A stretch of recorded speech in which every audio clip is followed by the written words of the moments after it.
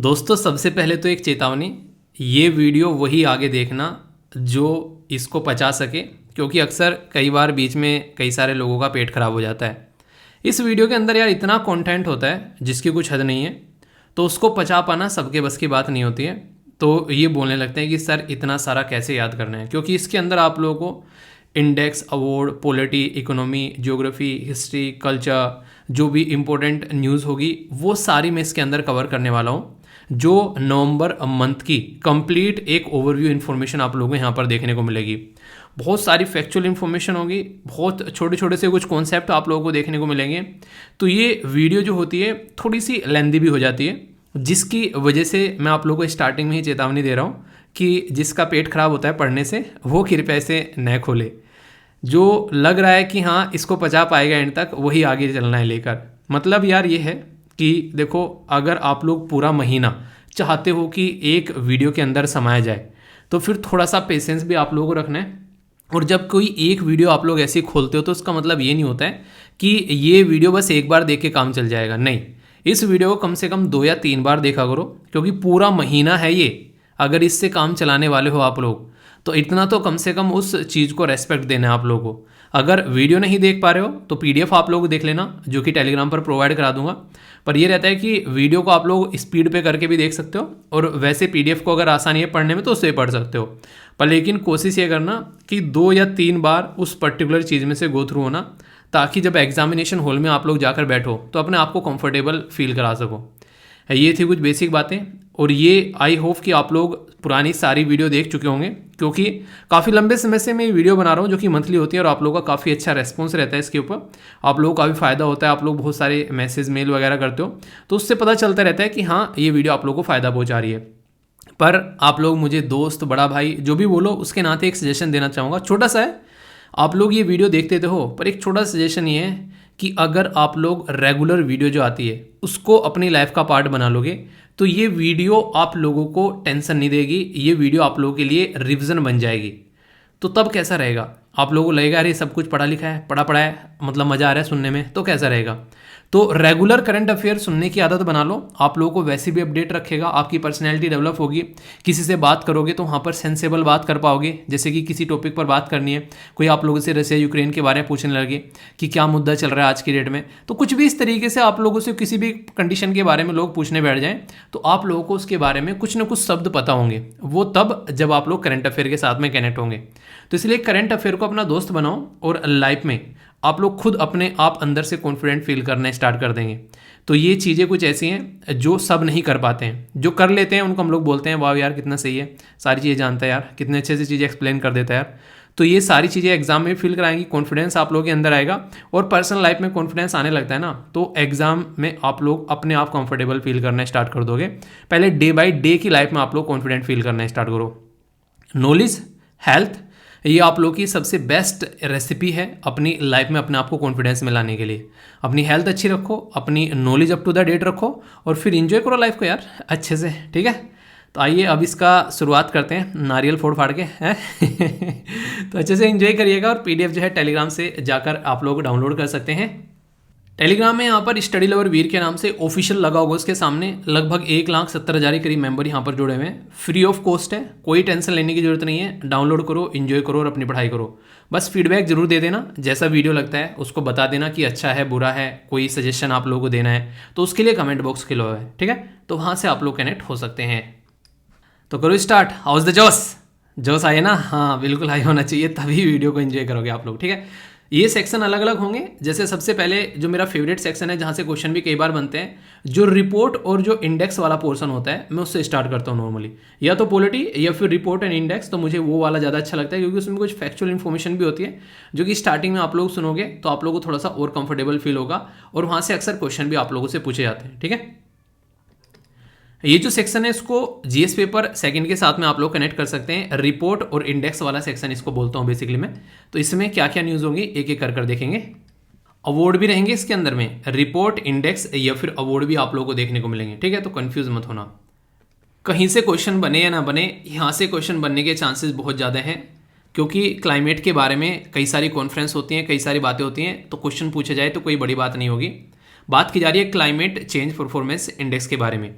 तो इंडिया के द्वारा 2 जंप हायर यहाँ पर देखने को मिला और रैंक 8 हो गई है अगर क्लाइमेट चेंज परसेप्शन इंडेक्स के बारे में बात की जाए। तो क्लाइमेट चेंज परसेप्शन इंडेक्स में हमारी रैंक कितनी है, वो 8th आप लोगों को देखने को मिल रही है। यहाँ पर आप लोग देखते हैं हमारी रैंक 8th है। ये किसके द्वारा पब्लिश किया जाता है अगर कोई आप लोगों से पूछे, तो ये है बेसिकली जर्मन वॉच, इसके साथ में new climate institute and climate action network. ये एनुअली यानी कि हर साल इसको लेकर आते हैं 2005 से। इंटरेस्टिंग चीज़ क्या है जो यहाँ पर आप लोगों को थोड़ा सा सरप्राइज कर सकती है, ये इंडेक्स तैयार करने वालों ने अपने स्टैंडर्ड इतने हाई कर रखे हैं कि इनको ये लग रहा है कि इतना होगा तो ही पहली, दूसरी और तीसरी पोजीशन दी जाएंगी। अगर इतना नहीं अचीव करेंगे तो ये पोजीशन हम लोग खाली रखेंगे। यानी कि इन्होंने दुनिया को ये बोल दिया कि तुम्हारी औकात नहीं है अभी कि तुम यहाँ पर इस पोजीशन पर आ सको। ये साफ साफ इन्होंने खाली छोड़ दी। इनकी जो पहली रैंक यहाँ पर आई है वो है 4थे नंबर की और उसमें है डेनमार्क, 5वें नंबर पर है स्वीडन, 6ठे नंबर पर है यहाँ पर चिली, 7वें पर है मोरक्को, 8वें पर इंडिया, 9वें पर इस्टोनिया और 10वें पर है यहाँ पर नॉर्वे। तो ये काफ़ी इंटरेस्टिंग लगा मुझे। तो यहाँ पर फर्स्ट रैंक नहीं है, यहाँ पर 4th रैंक से स्टार्ट किया गया है। इन्होंने ये बोल दिया कि फर्स्ट रैंक तुम्हारे बस की बात नहीं है, जाओ थोड़ा सा और वोन बीटा पी कर आओ, उसके बाद में आना, उसके बाद में बात करेंगे तुमसे फर्स्ट रैंक के बारे में। यहाँ से ट्रांसपेरेंसी देखने को मिलती है इंटरनेशनल क्लाइमेट पॉलिसीज़ को लेकर कि लोग जो बोल रहे हैं वो कर रहे हैं या फिर कथनी और करनी में फ़र्क नज़र आ रहा है। यानी कि वैसे तो टाइम टेबल बना लिया पूरा कि भाई साहब फॉलो करेंगे, बिल्कुल ये करेंगे वो करेंगे, और सुबह से ही बाहर निकल गए घूमने के लिए, अरे नई मूवी रिलीज हुई, अरे दोस्त की शादी है भाई चलते हैं, वो वाली चीज़ देखने को मिलती है। तो ऐसा नहीं होना चाहिए। तो कथनी और करनी में फ़र्क नहीं होना चाहिए। इसमें 4 कैटेगरी को 14 इंडिकेटर में डिवाइड किया गया है, जैसे कि ग्रीन हाउस एमिशन, इसको 40% दिया गया स्कोर। रिन्यूएबल एनर्जी कितना आप लोग यूज़ कर रहे हैं उसको 20%, हमारा अच्छा खासा स्कोर है इसमें, ठीक है। एनर्जी यूज़ में 20% और क्लाइमेट पॉलिसी में 20%। तो इसमें हम लोगों ने बहुत काम किया अभी रिसेंटली, आप लोगों को पता होगा हम लोगों ने ऐसे ऐसे भी स्टेप उठाए हैं जिसमें लोगों ने हम लोगों को अप्रिशिएट किया है इंटरनेशनल लेवल पर। जैसे कि आप लोग बोल सकते हैं इंटरनेशनल सोलर अलायंस एक ऐसा ही इनिशिएटिव आप लोगों को देखने को मिलता था। इसी के साथ में आप लोगों को पता होगा हम लोगों ने भारत स्टेज 4th से सीधा हम लोगों ने 6ठे पर जंप कर दिया ताकि इन चीज़ों को हम लोग अपने देश में सुधार सकें। तो ये आप लोगों को देखने को मिलता है। तो काफ़ी अच्छी परफॉर्मेंस है हमारी। वैसे एक चीज़ नहीं देखने को मिल रही, दुनिया में टॉप 5 कंट्री में है। वैसे तो रैंक हमारी 8वीं है पर टॉप 5 में है हम लोग यहाँ पर, है कि नहीं? ये अच्छी बात है। यहाँ पर अगर बात करें इसमें, अगर लास्ट ईयर की अगर आप लोग यहाँ पर बात करेंगे तो जो रैंक थी वो यहाँ पर वैसे दिखाई गई है 2014 से लेकर अगर आप लोग बात करेंगे तो आउट ऑफ लाइक कि हम 10 से बाहर थे, 10 पे थे, पर अभी यहाँ पर हम लोग कहाँ पर आ गए, अभी टॉप 5 में आ गए। Best among G20 country, India जो है ओनली G20 कंट्री है इन टॉप 10। तो यहाँ से है नहीं सीना छोड़ा करने वाली बात, तो ये याद रखिएगा क्योंकि G20 जो है रिसेंटली अभी काफ़ी ज़्यादा न्यूज़ में है। पहले इटली में, फिर इंडोनेशिया में, अब इंडिया में। तो G20 की मीटिंग्स के बारे में भी कोई पूछे तो पता होना चाहिए, क्योंकि एमिशन टारगेट यहाँ पर जो बात की जाती है उसको अचीव करना है 2030 तक का काफ़ी हद तक, और हमारा टारगेट 2070 तक का क्या है कि नेट एमिशन 0 करना है। तो उसके लिए भी ये काफ़ी इंपॉर्टेंट है। बाकी हल्का सा आइडिया आप लोगों को यहाँ पर भी हो जाएगा इसमें, जो यहाँ पर एक स्लाइड दे दी गई है ताकि आप लोग चीज़ों को अच्छे से कनेक्ट कर सको, ठीक है। तो यहाँ पर कौन सा हाई है, कौन सा लो है, कितना कितना क्या क्या उसको वेटेज दे रखा है, ये जरूर याद रखिएगा कि क्या 40% है, क्या 20-20। तो यहाँ से क्वेश्चन भी आप लोगों से पूछे जा सकते हैं, ठीक है। तो बेसिक इंपॉर्टेंट टॉपिक है, कंफ्यूजन नहीं होना चाहिए। काफ़ी इंपॉर्टेंट इंडेक्स है, इसको बोलते हैं नेटवर्क रेडीनेस इंडेक्स। तो ये जो इंडेक्स है इसमें हमारी कंट्री की रैंक जो है वो टोटल ओवरऑल में बात करेंगे तो 61 यानी कि 61 देखने को मिली, यानी कि 6 स्लॉट जो है वो हम लोग ऊपर पहुंचे यहाँ पर। किसके द्वारा, पहले तो ये पूछा जाएगा आप लोगों से किसके द्वारा प्रस्तुत किया जाता है, कौन कौन से एरिया में यहाँ पर ये इंडेक्स जो होता है वो काम करता है, और कंट्री की क्या क्या परफॉर्मेंस यहाँ पर रही। तो इसलिए यहाँ पर कुछ ऐसी चीज़ें हैं जो मैं आप लोगों को बताऊंगा, और डायरेक्ट क्वेश्चन बने तो कन्फ्यूज आप लोगों को नहीं होना है, ठीक है। तो यहाँ पर ये किसके द्वारा प्रस्तुत किया जाता है, ठीक है। तो यहाँ पर पोर्टुलेंस इंस्टीट्यूट है, यहाँ पर इसके द्वारा प्रस्तुत किया जाता है, और ये यूएसए में देखने को मिलेगा। लेटेस्ट वर्जन अभी आप लोगों का 2022 का देखने को मिला। टेक्नोलॉजी, लोग, गवर्नमेंट और इम्पैक्ट, ये इनके ऊपर यहाँ पर काम करते हैं। अगर बात करें यूएसए, उसकी फर्स्ट रैंक है यहाँ पर। सिंगापुर की आप लोगों को देखने को मिलेगा यहाँ पर क्या रैंक है, वो सेकंड है। स्वीडन की यहाँ पर थर्ड रैंक है, और हमारी है यहाँ पर 61। तो ये ऐसी चीज़ें हैं जिससे डायरेक्ट क्वेश्चन आप लोगों का बनता है, ये पूछा जा सकता है डायरेक्टली, क्योंकि काफ़ी ज़्यादा न्यूज़ में भी था, और जो रेगुलर वीडियो आती है उसमें बहुत ही डिटेल में डिस्कस किया था मैंने आप लोगों से, अगर आप लोगों को याद होगा तो। फैक्ट्स एंड फिगर तो कई सारे हैं, पर इंपॉर्टेंट क्या है यहाँ पर, आप लोगों से कोई पूछे यहाँ पर कि हमारी कंट्री में जो dynamic ground water resources assessment for the country जो ईयर 2022 के लिए किसके द्वारा प्रस्तुत किया गया। तो यानी कि वाटर रिसोर्स यानी कि पानी के बारे में बात की जा रही है, तो इसके ऊपर कौन काम करता है, तो यूनियन मिनिस्टर ऑफ जल शक्ति जो है उनके द्वारा यहाँ पर ये रिपोर्ट जो है वो रिलीज की जाती है। तो ये इंपॉर्टेंट है, याद रखिएगा। दूसरा यहाँ पर बोला गया कि रिचार्ज और जो निकाला जाता है उसमें डिफरेंस आप लोग यहाँ पर देख सकते हैं, यानी कि पानी जो हम लोग निकाल रहे हैं और कितना पानी रिचार्ज हो रहा है उसमें डिफरेंस है यहाँ पर ये, यानी कि काफ़ी अच्छा डिफरेंस है अगर अच्छे से बोला जाए तो। पर लेकिन फिर भी कई जगह एरिया ऐसे हैं जहाँ पर एक्सट्रीम लेवल पर पहुंचकर हम लोग ओवर एक्सप्लॉइट करते हैं पानी को। BCM इसका मतलब क्या होता है, इसको बोलते हैं बिलियन क्यूबिक मीटर। तो यहाँ पर ये एक तरीके से आप लोग बोल सकते हैं कि इकाई है यहाँ पर इसको नापने की, ठीक है। तो ग्राउंड वाटर रिचार्ज का मतलब क्या होता है, जैसे कि आज की डेट में बारिश होती है तो बारिश की वजह से जो पानी आता है वो पानी धरती जो है कुछ टाइम के बाद में सोख लेती है। आप लोगों ने देखा होगा कहीं पर बाढ़ भी अगर आ जाए तो वहाँ पर भी कुछ टाइम के बाद में पानी जो है वो खत्म मिलेगा, तो धरती अपने अंदर उस पानी को सोख लेती है। तो एक तरीके से अपना रिचार्ज करती है, जो भी पानी बाहर निकलता है उसको फिर रिचार्ज करती है, क्योंकि नल से, ट्यूबवेल से, समरसेबल, पता नहीं कैसे कैसे जमीन के अंदर से पानी हम लोग बाहर निकालते हैं। और कुछ एरिया ऐसे हैं जहां पर काफ़ी लार्ज स्केल में हम लोग पानी निकालते हैं, जैसे कि Haryana, Punjab, Rajasthan, Dadar and Nagar Haveli, Daman and Diu. तो यहाँ पर ये ऑलमोस्ट यहाँ पर मोर देन 100%, यानी कि कई बार तो ऐसा लगता है कि ज़्यादा निकाल लिया और पानी कम है वहाँ पर, यानी कि नेगेटिव डेफिशिएंसी में चीज़ों को पहुँचा देते हैं। इसीलिए आप लोगों ने देखा होगा नीति आयोग ने भी कई बार इसके बारे में बात की है, जहाँ जहाँ भी ये लाल लाल एरिया है ये वो एरिया है जहाँ पे कहानी खराब हो चुकी है, तो इसके ऊपर फोकस करने की जरूरत है। वाटर टेबल अभी रिसेंटली कहाँ कहाँ नीचे गिरा, जैसे तमिलनाडु, पंजाब, केरला, कर्नाटका, मेघालय, हरियाणा, वेस्ट बंगाल, दिल्ली, यहाँ पर वाटर टेबल नीचे गया। पर लेकिन अच्छा काम किसने किया, दादर एंड नगर हवेली, अरुणाचल प्रदेश, JNK, मध्य प्रदेश, पुडुचेरी, छत्तीसगढ़, आसाम, राजस्थान, यहाँ पर वाटर टेबल अच्छा हुआ। तो ये आप लोग समझ सकते हैं। एक फैक्ट जरूर याद रखिएगा, 18% दुनिया की पॉपुलेशन है हमारे पास में, जबकि 4% ओनली दुनिया का पानी है। तो इसलिए किल्लत पड़ने वाली होती है, जब जब गर्मी आती है हम लोग को दिक्कत झेलनी पड़ती है। तो इसलिए जरूरी है कि हम लोग वाटर को क्या करें, प्रोटेक्शन प्रोवाइड कराएं, थोड़ा सा कम से कम इतना खर्च करें जितना जरूरी है, उससे ज़्यादा खर्च करेंगे तो अपने ही पैरों पर कुल्हाड़ी मारेंगे। कुछ इंपॉर्टेंट इनिशिएटिव जहां से डायरेक्ट आप लोग ये क्वेश्चन बनते हैं गवर्नमेंट के द्वारा लिए गए, जैसे अटल भूजल योजना, जल शक्ति अभियान, एक्वीफर मैपिंग एंड मैनेजमेंट, तो ये आप लोगों के सेंट्रल गवर्नमेंट के इनिशिएटिव है। तो यहाँ से आप लोगों से क्वेश्चन एक बार को भले ही ना पूछा जाए, पर लेकिन ये ऐसा पोर्शन है जहां से क्वेश्चन आप लोगों से पूछा जा सकता है। जैसे मुख्यमंत्री जल स्वावलंबन अभियान किसका है, राजस्थान का। जलयुक्त शिविर किसका है, महाराष्ट्र का। ये कैसे पानी को एक तरीके से प्रोटेक्ट करना है उसके बारे में बात की जा रही है। सुजलम सुफलम अभियान ये किसका है, गुजरात का। अगर स्टेट पीसीएस की भी तैयारी कर रहे हैं तो भी आप लोगों को इसके बारे में पता होना चाहिए, ठीक है। नेक्स्ट बात की जा रही है मिशन काकतिया। मिशन काकतिया और नीरू चिटू, इनमें कंफ्यूज मत होना, क्योंकि ये अपोज करके पूछ ले जाते हैं कि कौन सा तेलंगाना का है, कौन सा आंध्र प्रदेश का। तो थोड़ा सा आप लोगों को इसके बारे में याद रहेगा तो कंफ्यूज जाओगे नहीं एग्जाम में। तो मिशन काकतिया तेलंगाना और नीरू जो चिटू है यहाँ पर, ये है आंध्र प्रदेश, ठीक है। इसी के साथ में जल जीवन हरियाली ये बिहार का देखने को मिलेगा। जल ही जीवन ये हरियाणा का है। और खुदी मरामत ये आप लोगों को किसका, तमिलनाडु का देखने को मिलेगा, ठीक है। तो ये ऐसा लग रहा है कि खुद ही मरम्मत थमजा, ठीक है। तो ये तमिलनाडु का आप लोगों को देखने को मिलेगा, ओके। तो इंटरेस्टिंग है और इम्पोर्टेंट भी है, तो हल्का सा आइडियाज के बारे में आप लोगों को होना चाहिए। वैसे क्वेश्चन तो यहाँ से भी कई बार बन जाता है कि पृथ्वी पर अगर बात करें फ्रेश वाटर कितना है, अगर टोटल वाटर के बारे में बात करें, दुनिया में लगभग 70% जो भाग है वहाँ पर आप लोगों को जमीन पे पानी देखने को मिलेगा। यानी कि जैसे ओशन हो गए, ठीक है, जैसे कि साउथ पैसिफिक ओशन हो गया, north Pacific ocean, Indian ocean, Atlantic ocean, north south, ये सब चीज़ें बोल रहा हूँ मैं, ठीक है। तो यहाँ पर काफ़ी लार्ज स्केल में लगभग 96% पानी पाया जाता है। जो फ्रेश वाटर है वो ओनली 2.6% आप लोगों को देखने को मिलेगा, ठीक है। बाकी अगर बात करें यहाँ पर जो और पानी को अगर लोग डिवाइड करेंगे तो ग्राउंड वाटर में 30% है। धरती के ऊपर जो ग्लेशियर है ना, जहाँ पर बड़े बड़े बर्फ के पहाड़ जमे हुए हैं, वहाँ पर आप लोगों को लगभग 68 यानी कि मोटे मोटे तौर पर बोलो तो 70% देखने को मिलेगा।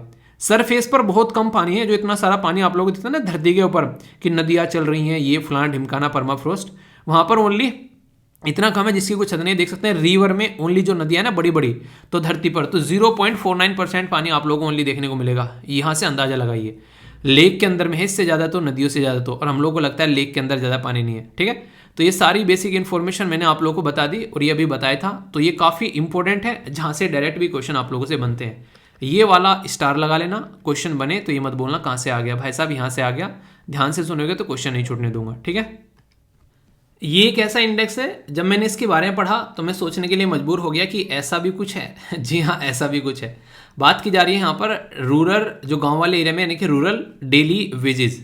तो यहाँ पर गुजरात, मध्य प्रदेश, ये लोवेस्ट पेड है यहाँ पर, यानी कि ये जो गांव में वर्कर होते हैं उनको सबसे कम यहाँ पर पैसा देते हैं, जिसमें गुजरात और मध्य प्रदेश आप लोगों को सबसे लोवेस्ट पर देखने को मिलेगा। केरला, जम्मू एंड कश्मीर आप लोगों को हाईएस्ट पर देखने को मिलेगा। तो याद रखिएगा, नेशनल एवरेज जो है अगर बात करें उसके बारे में, तो यहाँ पर वो लगभग 326 है। मध्य प्रदेश जो है वो 217 देता है, गुजरात जो है 220, और जम्मू एंड कश्मीर जो है, और केरला 726, और जम्मू एंड कश्मीर जो है वो 524। तो ये काफ़ी इंपॉर्टेंट हो जाता है यहाँ पर, क्योंकि गुजरात जैसा राज्य यहाँ पर इतना कम पैसा दे रहा है, तो ये सोचने के लिए मजबूर होगा इसी कहीं ना कहीं कि ये सही है क्या, अगर ऑप्शन में आप लोगों के सामने आ गया। और दूसरा यहाँ पर भी बात याद रखिएगा कि जम्मू एंड कश्मीर रियलिटी में अगर ऑप्शन दे देंगे तो आप लोग कभी सोच भी नहीं पाओगे कि जम्मू एंड कश्मीर में इतनी अच्छी सैलरी लोगों को दी जा रही है। तो ये इसके बारे में आप लोग समझ सकते हैं। बाकी कंस्ट्रक्शन वर्कर के बारे में भी यहाँ पर थोड़ा सा बताया गया है, जिससे आप लोग याद रखिएगा। तो ये कौन कौन सा राज्य कहाँ पर है, तो ये आप लोगों से पूछा जा सकता है। ये डेटा किसके द्वारा प्रस्तुत किया गया, ये आरबीआई यानी कि रिजर्व बैंक ऑफ इंडिया के द्वारा ये डेटा प्रस्तुत किया गया डेली वेज के बारे में। ओके, इंटरेस्टिंग प्रोग्राम है, इसके बारे में बहुत ही डिटेल में मैंने डिस्कस किया था रेगुलर वीडियो में। Unified district information system for education plus, ये रिपोर्ट किसके द्वारा पब्लिश की जाती है, तो यहाँ पर जो डिस्ट्रिक्ट के बारे में बात की जा रही है, और ये मिनिस्ट्री ऑफ एजुकेशन के द्वारा प्रस्तुत की जाती है, क्योंकि अगर इसकी फुल फॉर्म नहीं देंगे तो आप लोग पकड़ नहीं पाओगे वहाँ पर कि एजुकेशन के बारे में बात की जा रही है। तो परफॉर्मेंस ग्रेडिंग इंडेक्स जो मिनिस्ट्री यहाँ पर ये भी रिलीज करती है, तो इसके चलते बताया गया कि परसेंटेज ऑफ नंबर टीचर अगर आप लोग देखोगे कि कहाँ पर कितना कितना है, तो कई सारे राज्य में खस्ता हालत आप लोगों को देखने को मिलेगी। गवर्नमेंट और प्राइवेट में, गवर्नमेंट में आप लोगों को एक अलग पैटर्न देखने को मिलेगा और प्राइवेट में एक अलग पैटर्न। तो ये पूरा सिस्टम यहाँ पर दिखाने की कोशिश की जा रही है। तो कई जगह आप लोगों को पता है, कई सारे स्कूल ऐसे होते हैं वहाँ पर स्कूल के नाम पर बस ओनली आप लोगों को वहाँ पर बिल्डिंग खड़ी मिलेगी, वो भी कुछ कमरे, वहाँ पर प्रॉपर टीचर भी नहीं मिलेंगे। टीचर होंगे तो वहाँ पर आप लोगों को प्रॉपर बच्चे नहीं मिलेंगे, और बच्चे टीचर दोनों होंगे तो वहाँ पर फैसिलिटी जैसे कि वॉशरूम तक नहीं मिलेंगे। तो बहुत सारी ऐसी दिक्कतें देश के अंदर में देखने को मिलती है। तो एजुकेशन के फील्ड में कई बार बोला जाता है कि यार यहाँ कम से कम काम करना चाहिए, ठीक है। तो ये बेसिक इंफॉर्मेशन है। ये एक ऐसी रिपोर्ट है जहां से डायरेक्ट क्वेश्चन आप लोगों को बनेगा, पूछ लेंगे कि एडॉप्शन गैप रिपोर्ट जो है वो किसके द्वारा प्रस्तुत की जाती है। तो यहाँ पर क्लाइमेट फाइनेंस के बारे में भी यहाँ पर बात की गई। तो याद रखिएगा, इसको प्रस्तुत किया जाता है यूनाइटेड नेशन इन्वायरमेंट प्रोग्राम के द्वारा, यानी कि UNEP के द्वारा। तो ये एडॉप्शन गैप रिपोर्ट जो है इसके द्वारा यहाँ पर प्रस्तुत की जाती है। तो फाइनेंस जो नॉर्मली बात कहता है उतना मिल नहीं पाता है, कई सारी बातें की जाती हैं, तो कई सारे सजेशन भी नॉर्मली इसके द्वारा दिए जाते हैं। तो कई सारे आप लोगों को यहाँ पर जेंडर और इसी के साथ में डिसएडवांटेज ग्रुप देखने को मिलेंगे, जेंडर डिस्क्रिमिनेशन की बात की जाती है। देखिए, अगर आप लोगों से एक इंटरेस्टिंग बात मैं बोलूँ, आप लोग शायद इससे एक तरीके से आप लोग सहमत भी हो पाओगे। मान लीजिए एक परिवार में आप लोगों को एक लड़का और एक लड़की देखने को मिलते हैं, तो वहाँ पर डिफरेंस क्या रहेगा? डिफरेंस यहाँ पर ये रहेगा, जो लड़का है उसको अच्छी एजुकेशन दी जाएगी, उसको अच्छी फैसिलिटी दी जाएगी, उसको अगर शादी भी नहीं करनी है तो उसको थोड़ा सा टाइम भी दिया जाएगा। पर लेकिन सेम पैटर्न आप लोगों को लड़की के साथ में देखने को नहीं मिलेगा। उसको एजुकेशन भी कम मिलेगी, फैसिलिटी भी कम मिलेगी, शादी भी उसकी पहले करने की कोशिश की जाएगी। तो ये साखिर है क्या? ये है समाज यानी कि सोसाइटी, उसकी वजह से फंडा आप लोगों को देखने को मिलता है। तो ये भी कई बार काउंट की जाती हैं चीज़ें जब ऐसे इंडेक्स तैयार किए जाते हैं। एडॉप्शन के बारे में जब यहाँ पर बात की गई तो 197 कंट्री के द्वारा UNFCCC यानी कि United nation framework convention on climate change, इनके द्वारा यहाँ पर इनकॉर्पोरेट किया गया क्वांटिफाइबल और टाइम बाउंड मैनर में काम करना। बिल्कुल ऐसे ऐसे टाइम टेबल बनाकर आप लोग काम करना स्टार्ट कर दें, पर इन रियलिटी सॉल्यूशन अच्छा नहीं निकला है, क्योंकि अलग अलग कंट्री के द्वारा भी अपना national adoption fund for climate change जो है वो लेकर आया गया। और भी बहुत सारे काम किए गए, कार्बन टैक्स वगैरह लगाए गए। नेशनल एडॉप्शन फंड का एम यही था ताकि यहाँ पर अवेलेबिलिटी रहे फंड की, अगर बात करें रिक्वायरमेंट लगे तो, यानी कि पर लेकिन सॉल्यूशन नहीं निकलता हुआ नजर आता है, ठीक है। अगर बात करें national action plan on climate change, तो नेशनल सोलर मिशन हो गया, national mission on strategic knowledge for climate change हो गया, national mission for enhance energy efficiency हो गया, नेशनल वाटर मिशन हो गया, नेशनल गंगा मिशन। तो ये एक ऐसा टॉपिक है यहाँ पर, ये जो आप लोगों को स्लाइड दे रखी है, कुछ लिखने के लिए आ जाए ना कि नेशनल एक्शन प्लान क्या है क्लाइमेट चेंज को लेकर, तो ये आप लोगों के पास में बड़े ही प्यारे प्यारे 8 पॉइंट हैं। अगर लिख दोगे ना, एग्जामिनर ना खुश हो जाएगा, ठीक है, आप लोग हाथ चूम लेगा आकर, वाह क्या लिखा है। तो ये ऐसी ऐसी चीज़ें हैं जो आप लोगों को पता होना चाहिए, ठीक है। बाकी कुछ छोटी छोटी बातें आप लोगों को पता ही है कि बहुत सारे चेंजेस हमारे देश में किए गए। एथेनॉल ब्लेंडिंग, बीएस स्टैंडर्ड 4 से सीधा 6 पे पहुंच गए, इंटरनेशनल सोलर अलायंस, ये सारी बातें तो आप लोगों को पता ही है। तो यूनाइटेड नेशन इन्वायरमेंट प्रोग्राम, इसके बारे में आप लोगों को क्या याद रखना है? सबसे इंपॉर्टेंट तो आप लोगों को नॉर्मली सोचने को मिलेगा कि क्या नैरोबी कीनिया के अंदर हेडक्वार्टर? नहीं, मैं नहीं मानता, ठीक है, पर लेकिन मानना पड़ेगा, ठीक है। तो ये केनिया के अंदर आप लोगों को इसका हेडक्वार्टर देखने को मिलेगा। Beat the pollution, UN 75 world environment day, बताइए किस दिन सेलिब्रेट किया जाता है। और वाइल्ड, यहाँ पर वाइल्ड फॉर लाइफ, ये इसी के द्वारा यहाँ पर चीज़ें देखने को मिलती है। Emission gap report, adaptation gap report, global environment outlook, frontiers, invest into the healthy planet, ये सारी जो मेजर रिपोर्ट हैं वो इसकी रेस्पॉन्सिबिलिटी है ये यूनाइटेड नेशन इन्वायरमेंट प्रोग्राम की। तो यहाँ से क्वेश्चन बन सकता है, ठीक है। तो यहाँ पर ये जो खड़ा हुआ है ना, ये अकेला गंजा सा, ये सारी रेस्पॉन्सिबिलिटी इसकी है, ये आप लोग ऐसे बोल सकते हैं। और इसका हेडक्वार्टर नैरोबी में है और 5 जून को यहाँ पर ये 1972 में बनाया गया था। तो ये ऑर्गेनाइजेशन भी हो गई और आप लोग की इसके बारे में इंफॉर्मेशन भी हो गई, तो कन्फ्यूज आना नहीं है, ओके। जो यहाँ पर इंपॉर्टेंट न्यूज़ है वो है एक 11 साल का एक गैप के बाद में हमारी कंट्री का एक पर्टिकुलर पर्सन, जिनका नाम है पर्सन सिसादरी, उनके द्वारा वर्ल्ड पजल चैंपियनशिप में 11 साल के बाद में सोचो यहाँ पर, तो ये काफ़ी लंबा गैप है एक। तो यहाँ पर आप लोग समझ सकते हैं, तो इंपॉर्टेंट पर्सनैलिटी के बारे में पूछा सकता है, तो सिल्वर मेडल इसके द्वारा जीता गया। तो ये काफ़ी इंपॉर्टेंट है। यहाँ पर वर्ल्ड पजल जो फेडरेशन है उसमें यहाँ पर इनको ये अवार्ड मिला है यहाँ पर। तो आप लोगों को पता है पजल सोल्व करना कोई आसान नहीं है, लॉजिकल चीज़ें आप लोगों को देखने को मिलती हैं और किसी का इंटरेस्ट अगर होगा तो ही वो उसको सोल्व कर पाता है। जैसे आप लोग कोई न्यूज़पेपर लेते हैं तो उसमें आप लोगों को सुडोकू देखने को मिलता है, ठीक है, तो उसको भरा करो, कई सारी और भी चीज़ें। ये बेसिकली एक माइंड का पैटर्न आप लोगों को समझना पड़ेगा। जो थिंकिंग प्रोसीजर होता है ना, उसमें अक्सर कई सारे लोग कंफर्टेबल फील नहीं करते हैं। तो यहाँ पर ये अवार्ड है, काफ़ी अच्छा लगा मुझे पर्सनली कि हाँ कम से कम एक ब्रेक हुआ 11 साल के बाद में। तो कॉन्ग्रेट्स यार, अच्छा देश का नाम रोशन किया आपने। इंपॉर्टेंट यहाँ पर ये report the state of food and agriculture 2022 किसके द्वारा पब्लिश यहाँ पर किया गया ये इंडेक्स, ये रिपोर्ट, तो याद रखिएगा ये फूड एंड एग्रीकल्चर ऑर्गेनाइजेशन जो कि यूनाइटेड नेशन का पार्ट है उसके द्वारा यहाँ पर पब्लिश किया गया। तो इसमें यहाँ पर कई सारी बातें इनके द्वारा बताई गई कि एक तरीके से जो रिपोर्ट के अंदर में किस तरीके से इनके द्वारा कई सारी केस स्टडी की गई और कैसे आज की डेट में दिक्कतें देखने को मिल रही है। जैसे north America, Europe, Oceania group, तो वहाँ पर कितने लार्ज स्केल पर लोग मशीन यूज़ कर रहे हैं, काफ़ी कम मशीन यूज़ की जाती है। जहाँ पर मिडिल इनकम कंट्रीज़ आप लोगों को देखने को मिलेगी, जैसे अफ्रीका में तो बिल्कुल ही नहीं देखने को मिलेगा। जापान के अंदर में और अच्छे लेवल पर काम होता हुआ नज़र आता है। जहाँ पर भी आप लोगों को ये नज़र आएगा कि यहाँ पर अच्छे से यूज़ की जा रही है मशीन, वहाँ पर फूड सिस्टम भी अच्छा होगा क्योंकि टेक्नोलॉजी का इस्तेमाल वहाँ पर हो रहा है, ये आप लोग समझ सकते हैं। तो ये प्रस्तुत की जाती है फूड एंड एग्रीकल्चर ऑर्गेनाइजेशन के द्वारा। तो state of food and agriculture, तो ये एक एनुअल फ्लैगशिप पब्लिकेशन है फूड एंड एग्रीकल्चर ऑर्गेनाइजेशन का, और ऐसा नहीं है यही रिपोर्ट प्रस्तुत करती है। यहाँ पर आप लोग देखते हैं इसके द्वारा कौन कौन सी रिपोर्ट और प्रस्तुत की जाती है। जैसे ये तो रिपोर्ट इसने पब्लिश की अभी। वैसे the state of world fishery and aquaculture, इसी के साथ में the state of world forest, state of food security and nutrition. तो यहाँ पर ये याद रखें, कंफ्यूज मत होना, दोनों रिपोर्ट इसके द्वारा ये फूड सिक्योरिटी भी और फूड एंड एग्रीकल्चर भी दोनों ही प्रस्तुत करता है। स्टेट ऑफ एग्रीकल्चर कमोडिटी और वर्ल्ड फूड प्राइस इंडेक्स, ये सारी की सारी रिपोर्ट इसी के द्वारा प्रस्तुत की जाती है। बड़ा ही प्यारा सा मोटो लगता है मुझे यार इसका। ये कहते हैं कि let there be a bread, कम से कम खाना सबके लिए होना चाहिए, इतना ये एक तरीके से काम सोचते हैं इसके बारे में। 16 जो अक्टूबर को सेलिब्रेट करते हैं world food day. One day type के जो एग्जाम होते हैं ना, उनमें आप लोगों का डायरेक्ट क्वेश्चन बन जाता है ये क्यों सेलिब्रेट करते हैं? क्योंकि फूड एंड एग्रीकल्चर ऑर्गेनाइजेशन की बर्थ एनिवर्सरी या फिर बर्थडे आप लोग बोल सकते हो। क्यूबिक कैनावेरा के अंदर यहाँ पर इसका फॉर्मेशन किया गया था। हेडक्वार्टर रोम इटली के अंदर में। तो याद रखना कि खाना वाना अपने रूम के अंदर इटला इटला के खाएंगे, ठीक है। तो ऐसे आप लोग इसको याद रखना, यूएन का ये पार्ट है। तो ऑर्गेनाइजेशन से भी डायरेक्ट क्वेश्चन बने या फिर रिपोर्ट के बारे में बने तो आप लोग को आइडिया रहेगा इससे अब, ठीक है।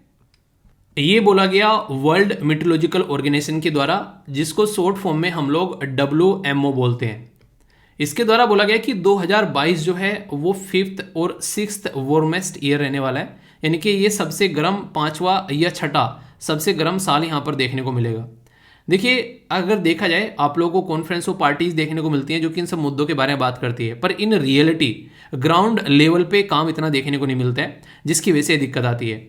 तो याद रखिएगा यहाँ पर कि ग्लोबल क्लाइमेट रिपोर्ट किसके द्वारा प्रस्तुत की जाती है, अगर कोई आप लोगों से पूछे तो ये वर्ल्ड मेट्रोलॉजिकल ऑर्गेनाइजेशन के द्वारा ये प्रस्तुत की जाती है। तो इसी से रिलेटेड यहाँ पर ये बातें हैं।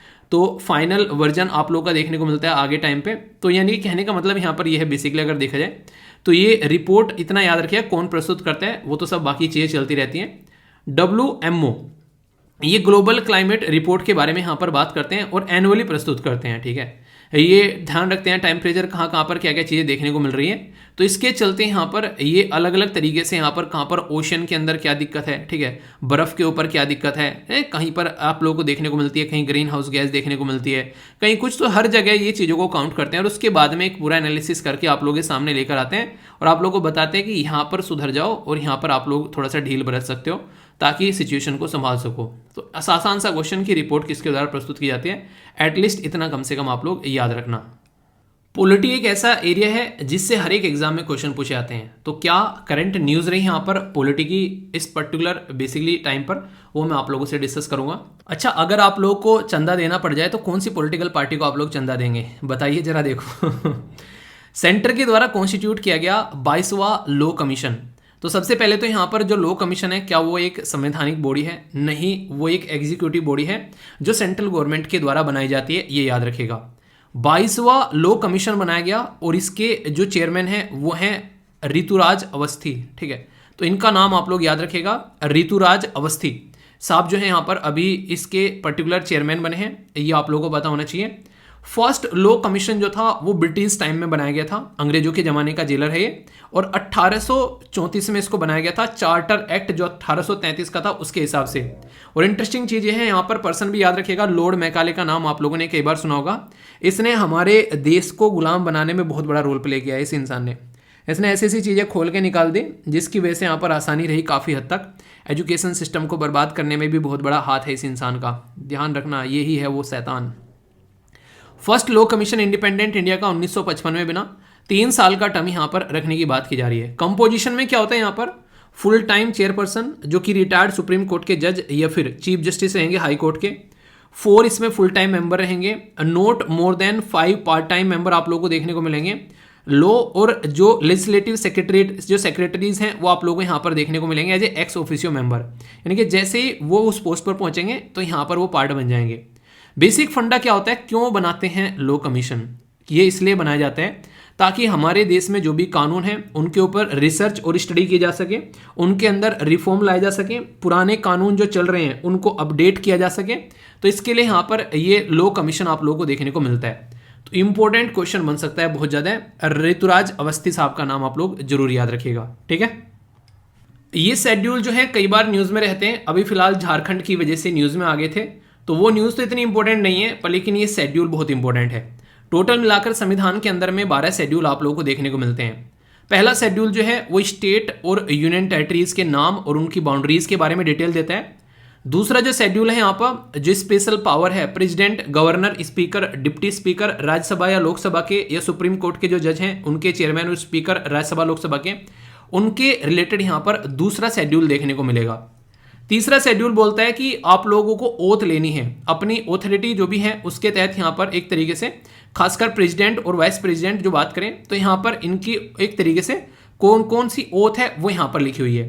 शेड्यूल 4 में राज्यसभा के जो एमपी हैं उनकी सीट और यूनियन टेरिटरी में क्या रिप्रेजेंटेशन है वो देखने को मिलती है। शेड्यूल 5 और शेड्यूल 6 ये आप लोगों को पता ही है, ये शेड्यूल एरिया है शेड्यूल ट्राइब के, और इसी के साथ में जो शेड्यूल 6 है उसमें आसाम, मेघालय, त्रिपुरा और आप लोगों को मिजोरम देखने को मिलता है। शेड्यूल 7 में 3 लिस्ट है, यूनियन लिस्ट, स्टेट लिस्ट और कॉन्करेंट लिस्ट, यानी कि समवर्ती सूची। तो पावर का डिवीजन देखने को मिलता है। शेड्यूल 8 कितनी बार पढ़ा है यहाँ पर, सारी लैंग्वेज आप लोगों को शेड्यूल 8 में देखने को मिलेगी। शेड्यूल 9 ये वैलिडेशन है सर्टेन एक्ट्स और रेगुलेशन का। शेड्यूल 10 जो है वो आप लोगों को पता ही है, यहाँ पर ये डिस्क्वालिफिकेशन ऑफ एमपी और एमएलओ के बारे में बात करता है जो भी हमारे देश के विधायक और सांसद हैं। शेड्यूल 11 पंचायती राज सिस्टम और शेड्यूल 12 म्यूनसिपैलिटी। ये 12 के 12 शेड्यूल, इनमें से बार बार घुमा घुमा कर क्वेश्चन पूछे जाते हैं। तो अगर आप लोग के माइंड में ये क्लियर होंगे तो फिर आप लोगों को कंफ्यूजन नहीं होगा, इसलिए इनको लेकर आप लोगों को क्लियर रहना है, ठीक है। डायरेक्ट क्वेश्चन बनता है यहाँ से। 10 कई सारे बेसिकली स्टेप बोले गए हालांकि, पर लेकिन यहाँ पर एक इंपॉर्टेंट टॉपिक है, वो है क्वाजाई जुडिशियल। तो यहाँ पर बोला है कैसे क्वाजाई जुडिशियल कोर्ट को लोगों के लिए ढंग से काम करने के लिए सपोर्ट किया जाए। तो ये काफ़ी इंपॉर्टेंट है। आप लोगों को पता है हमारे देश में सबसे ऊपर सुप्रीम कोर्ट, उसके नीचे हाई कोर्ट, उसके नीचे डिस्ट्रिक्ट कोर्ट आप लोगों को देखने को मिलते हैं। ये हायरार्की है। इनमें इतने केस पेंडिंग पड़े हुए हैं कि अगर ये दिन रात लगकर भी सोल्व करने बैठे तो तब भी सालों लग जाएंगे, पर वो केस खत्म नहीं होंगे। इसी को सपोर्ट करने के लिए यहाँ पर कहीं ना कहीं कुछ ऐसे सिस्टम बनाया गया ताकि इसके ऊपर बर्डन कम पड़ सके। जैसे ट्रिब्यूनल बन गए, जैसे कि नेशनल ग्रीन ट्रिब्यूनल, इन्वायरमेंट से रिलेटेड जो भी मैटर होगा वो यहाँ पर देखा जाता है। सेंट्रल इंफॉर्मेशन कमिश्नर, लोक अदालत, finance commission, national consumer dispute redressal commission, income tax appellate tribunal, railway claim tribunal. अगर ये केस भी यहाँ पर जाते सेंट्रल गवर्नमेंट के पास में तो कहानी खराब हो जाती।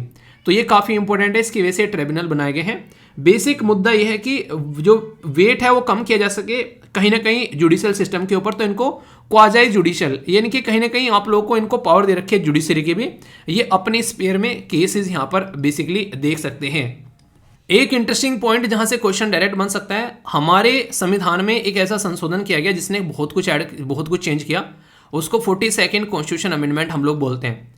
42nd कॉन्स्टिट्यूशन अमेंडमेंट ने ऐड करा है यहाँ पर 1976 में ट्रिब्यूनल हमारे संविधान के अंदर में, और ये आर्टिकल 323 ये 323A के अंदर आप लोगों को देखने को मिलता है, जो कि यहाँ पर काम करता है एडमिनिस्ट्रेटिव ट्रिब्यूनल के बारे में जब हम लोग बात करते हैं। यानी कि ट्रिब्यूनल जो है ओरिजिनली हमारे संविधान के अंदर में नहीं था, बाद में इसको ऐड किया गया ट्रिब्यूनल को, ये आप लोग याद रखिएगा। तो 323A एडमिनिस्ट्रेटिव ट्रिब्यूनल है और 323B ये ट्रिब्यूनल फॉर अदर मैटर्स के बारे में यहाँ पर बात करता है, जैसे कि टैक्स हो गया, इंडस्ट्रियल लेबर हो गए, लैंड रिफॉर्म हो गए, ये सारी चीज़ें जो हैं वो वहाँ पर बात करता है। तो ये 2 आर्टिकल और कब इसको ऐड किया गया, ये डायरेक्ट क्वेश्चन आप लोगों से बन सकता है एग्जाम में। ओके, केरला के गवर्नर जो है बहुत ही ज़्यादा न्यूज़ में थे, बहुत सारे रीज़न थे न्यूज़ में रहने के, और उन्होंने बोला कि सबको निकाल के बाहर फेंक दूंगा। तो यहाँ पर जब ये बातें बोली गई तो क्या गवर्नर की पावर है, ये आप लोगों को थोड़ा पता होना चाहिए। पहले तो ये बताइए केरला के गवर्नर कौन है, देखता हूँ किस चीज़ को पता है। यहाँ पर ये अगर आर्टिकल 153 से 167 तक यानी कि 153 से 167 तक जो अनुच्छेद है पार्ट 6 में यहाँ पर गवर्नर के बारे में बात की जाती है। जैसे सेंट्रल लेवल पर प्रेसिडेंट होते हैं, स्टेट लेवल पर गवर्नर आप लोगों को देखने को मिलते हैं। 7th कॉन्स्टिट्यूशन अमेंडमेंट 1956 में किया गया, और गवर्नर एक राज्य के लिए 2 या फिर 2 से ज़्यादा हो सकते हैं। इनका अपॉइंटमेंट कौन करेगा, वो करेंगे प्रेसिडेंट ऑफ इंडिया, यानी कि हमारे देश के जो राष्ट्रपति हैं महामहिम, वो यहाँ पर इनका अपॉइंटमेंट करेंगे, पर तभी करेंगे जिसके लिए कुछ कंडीशन फुलफिल हो। पहला, वो देश का नागरिक होना चाहिए। दूसरा, एज जो है 35 या फिर उससे ज़्यादा होनी चाहिए, तभी उसको अपॉइंट किया जाएगा। ओथ कौन दिलाएगा, जिस राज्य में ये जाएंगे उस राज्य के जो चीफ जस्टिस होंगे उस हाई कोर्ट के, वो यहाँ पर ओथ दिलाएंगे। टेन्योर कितना होता है, यानी कितने टाइम तक ये रहने वाले होते हैं, वैसे तो 5 साल है, पर लेकिन डिपेंड करता है कि यहाँ पर कब इनको हटाना है, उसके लिए कई सारी चीज़ें आप लोगों को देखने को मिलती हैं। यानी कि सरकार कितनी खुश है वो भी यहाँ पर आप लोगों को डिपेंडेंट देखने को मिलेगा, ये बेसिकली रहता है। ठीक है, ये क्या काम कर सकते हैं अगर बात की जाए तो आप लोगों को देखने को मिलेगा यहाँ पर जो सबसे इंपॉर्टेंट है वो है, यहाँ पर आप लोगों को नजर आएगा बिल को जब कोई राज्य के अंदर में पास किया जाता है तो यहाँ पर जो उसको एसेंट देनी होती है वो यही देते हैं। उसको रोक भी सकते हैं, रिटर्न भी कर सकते हैं, और प्रेसिडेंट के कंसिडरेशन के लिए भी रख सकते हैं। तो 4 पावर रहती है यहाँ पर इनके हाथ में, तो ये काफ़ी इंपॉर्टेंट है, याद रखिएगा। वैसे जो भी ये काम करते हैं मैक्सिमम वो काउंसिल ऑफ मिनिस्टर जो स्टेट की रहती है उसके हिसाब से काम करते हैं, यानी कि ऐसा नहीं कि किसी को भी निकाल कर फेंक दें। कोई भी डिक्टेटरशिप की पावर जो है गवर्नर के पास में नहीं होती है। ठीक है, तो ये जो बोला वो मजे मजे में बोल दिया था, ये बात आप लोग समझ सकते हैं। छोटी सी न्यूज़ है पर इंपॉर्टेंट है, और डायरेक्ट क्वेश्चन आप लोगों से पूछा जा सकता है यहाँ से। इलेक्शन कमीशन ऑफ इंडिया जो कि हमारी कंट्री में एक कॉन्स्टिट्यूशनल बॉडी है, इलेक्शन कंडक्ट कराती है और डेमोक्रेसी को मेंटेन रखने का काम करती है। अभी एक समिट फॉर डेमोक्रेसी यूएसए के जो प्रेसिडेंट साहब जो हैं उनके द्वारा होस्ट की गई थी दिसंबर 2021 में। तो यहाँ पर ये फोकस था कि डेमोक्रेसी को कैसे मेंटेन रखना है। तो इसी को ध्यान में रखते हुए अभी यहाँ पर इलेक्शन बॉडीज़ जो कि सोशल मीडिया प्लेटफॉर्म जो यूज़ करती हैं, तो यहाँ पर उसके बारे में बात ये निकल कर आई कि जो फेक न्यूज़ है उसको कैसे रोकना है, ये आप लोगों को याद रखना है। तो याद रखना है यहाँ पर 2 प्लेटफॉर्म ऐसे देखने को मिले जिसमें फोकल ग्रुप और इसी के साथ में डेमोक्रेसी कोहरेट, ये यहाँ पर 2 ग्रुप के नाम आप लोगों को याद रखने हैं।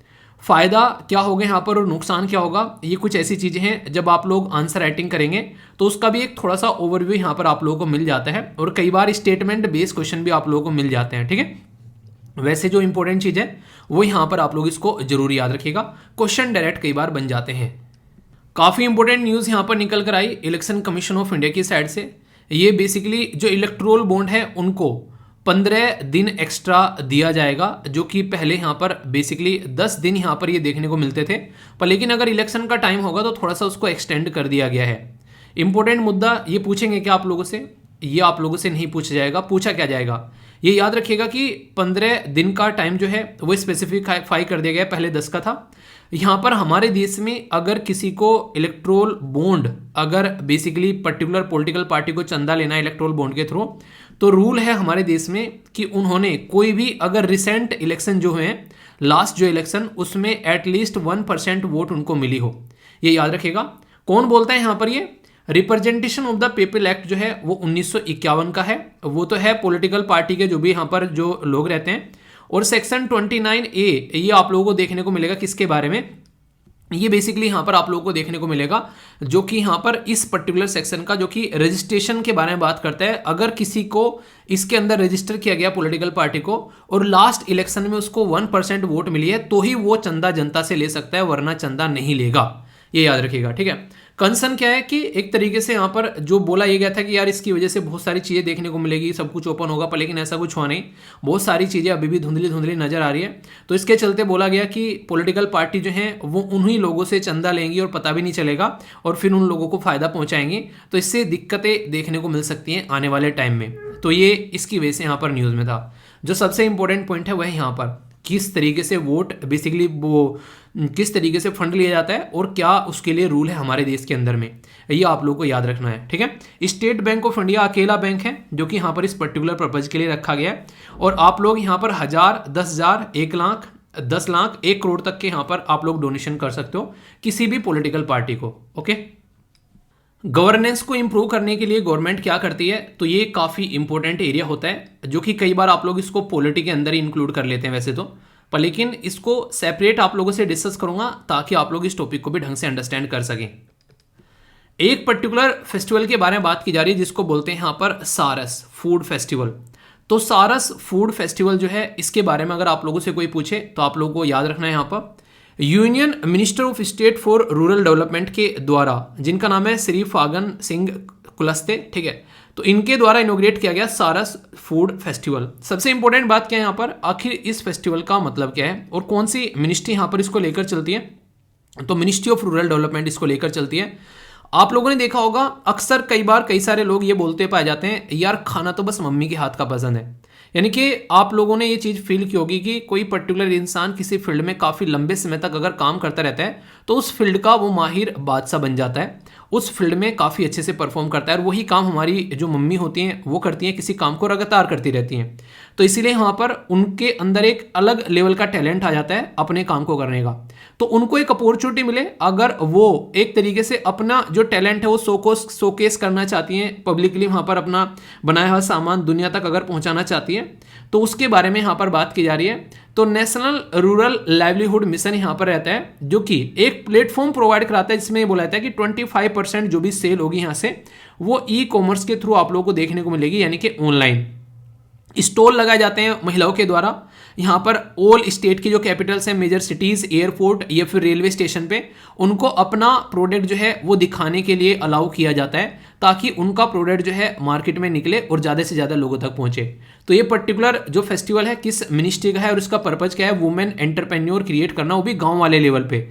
तो ये तो आंसर राइटिंग में भी आप लोग इस पॉइंट को यूज़ कर सकते हैं अच्छे से। काफ़ी डायरेक्ट क्वेश्चन आप लोगों से बन सकता है यहाँ पर, वैसे गेम्स के अंदर भी आप लोग इसको काउंट कर सकते हैं, पर लेकिन यहाँ पर बेसिकली गवर्नमेंट पार्टिसिपेट कर रही है।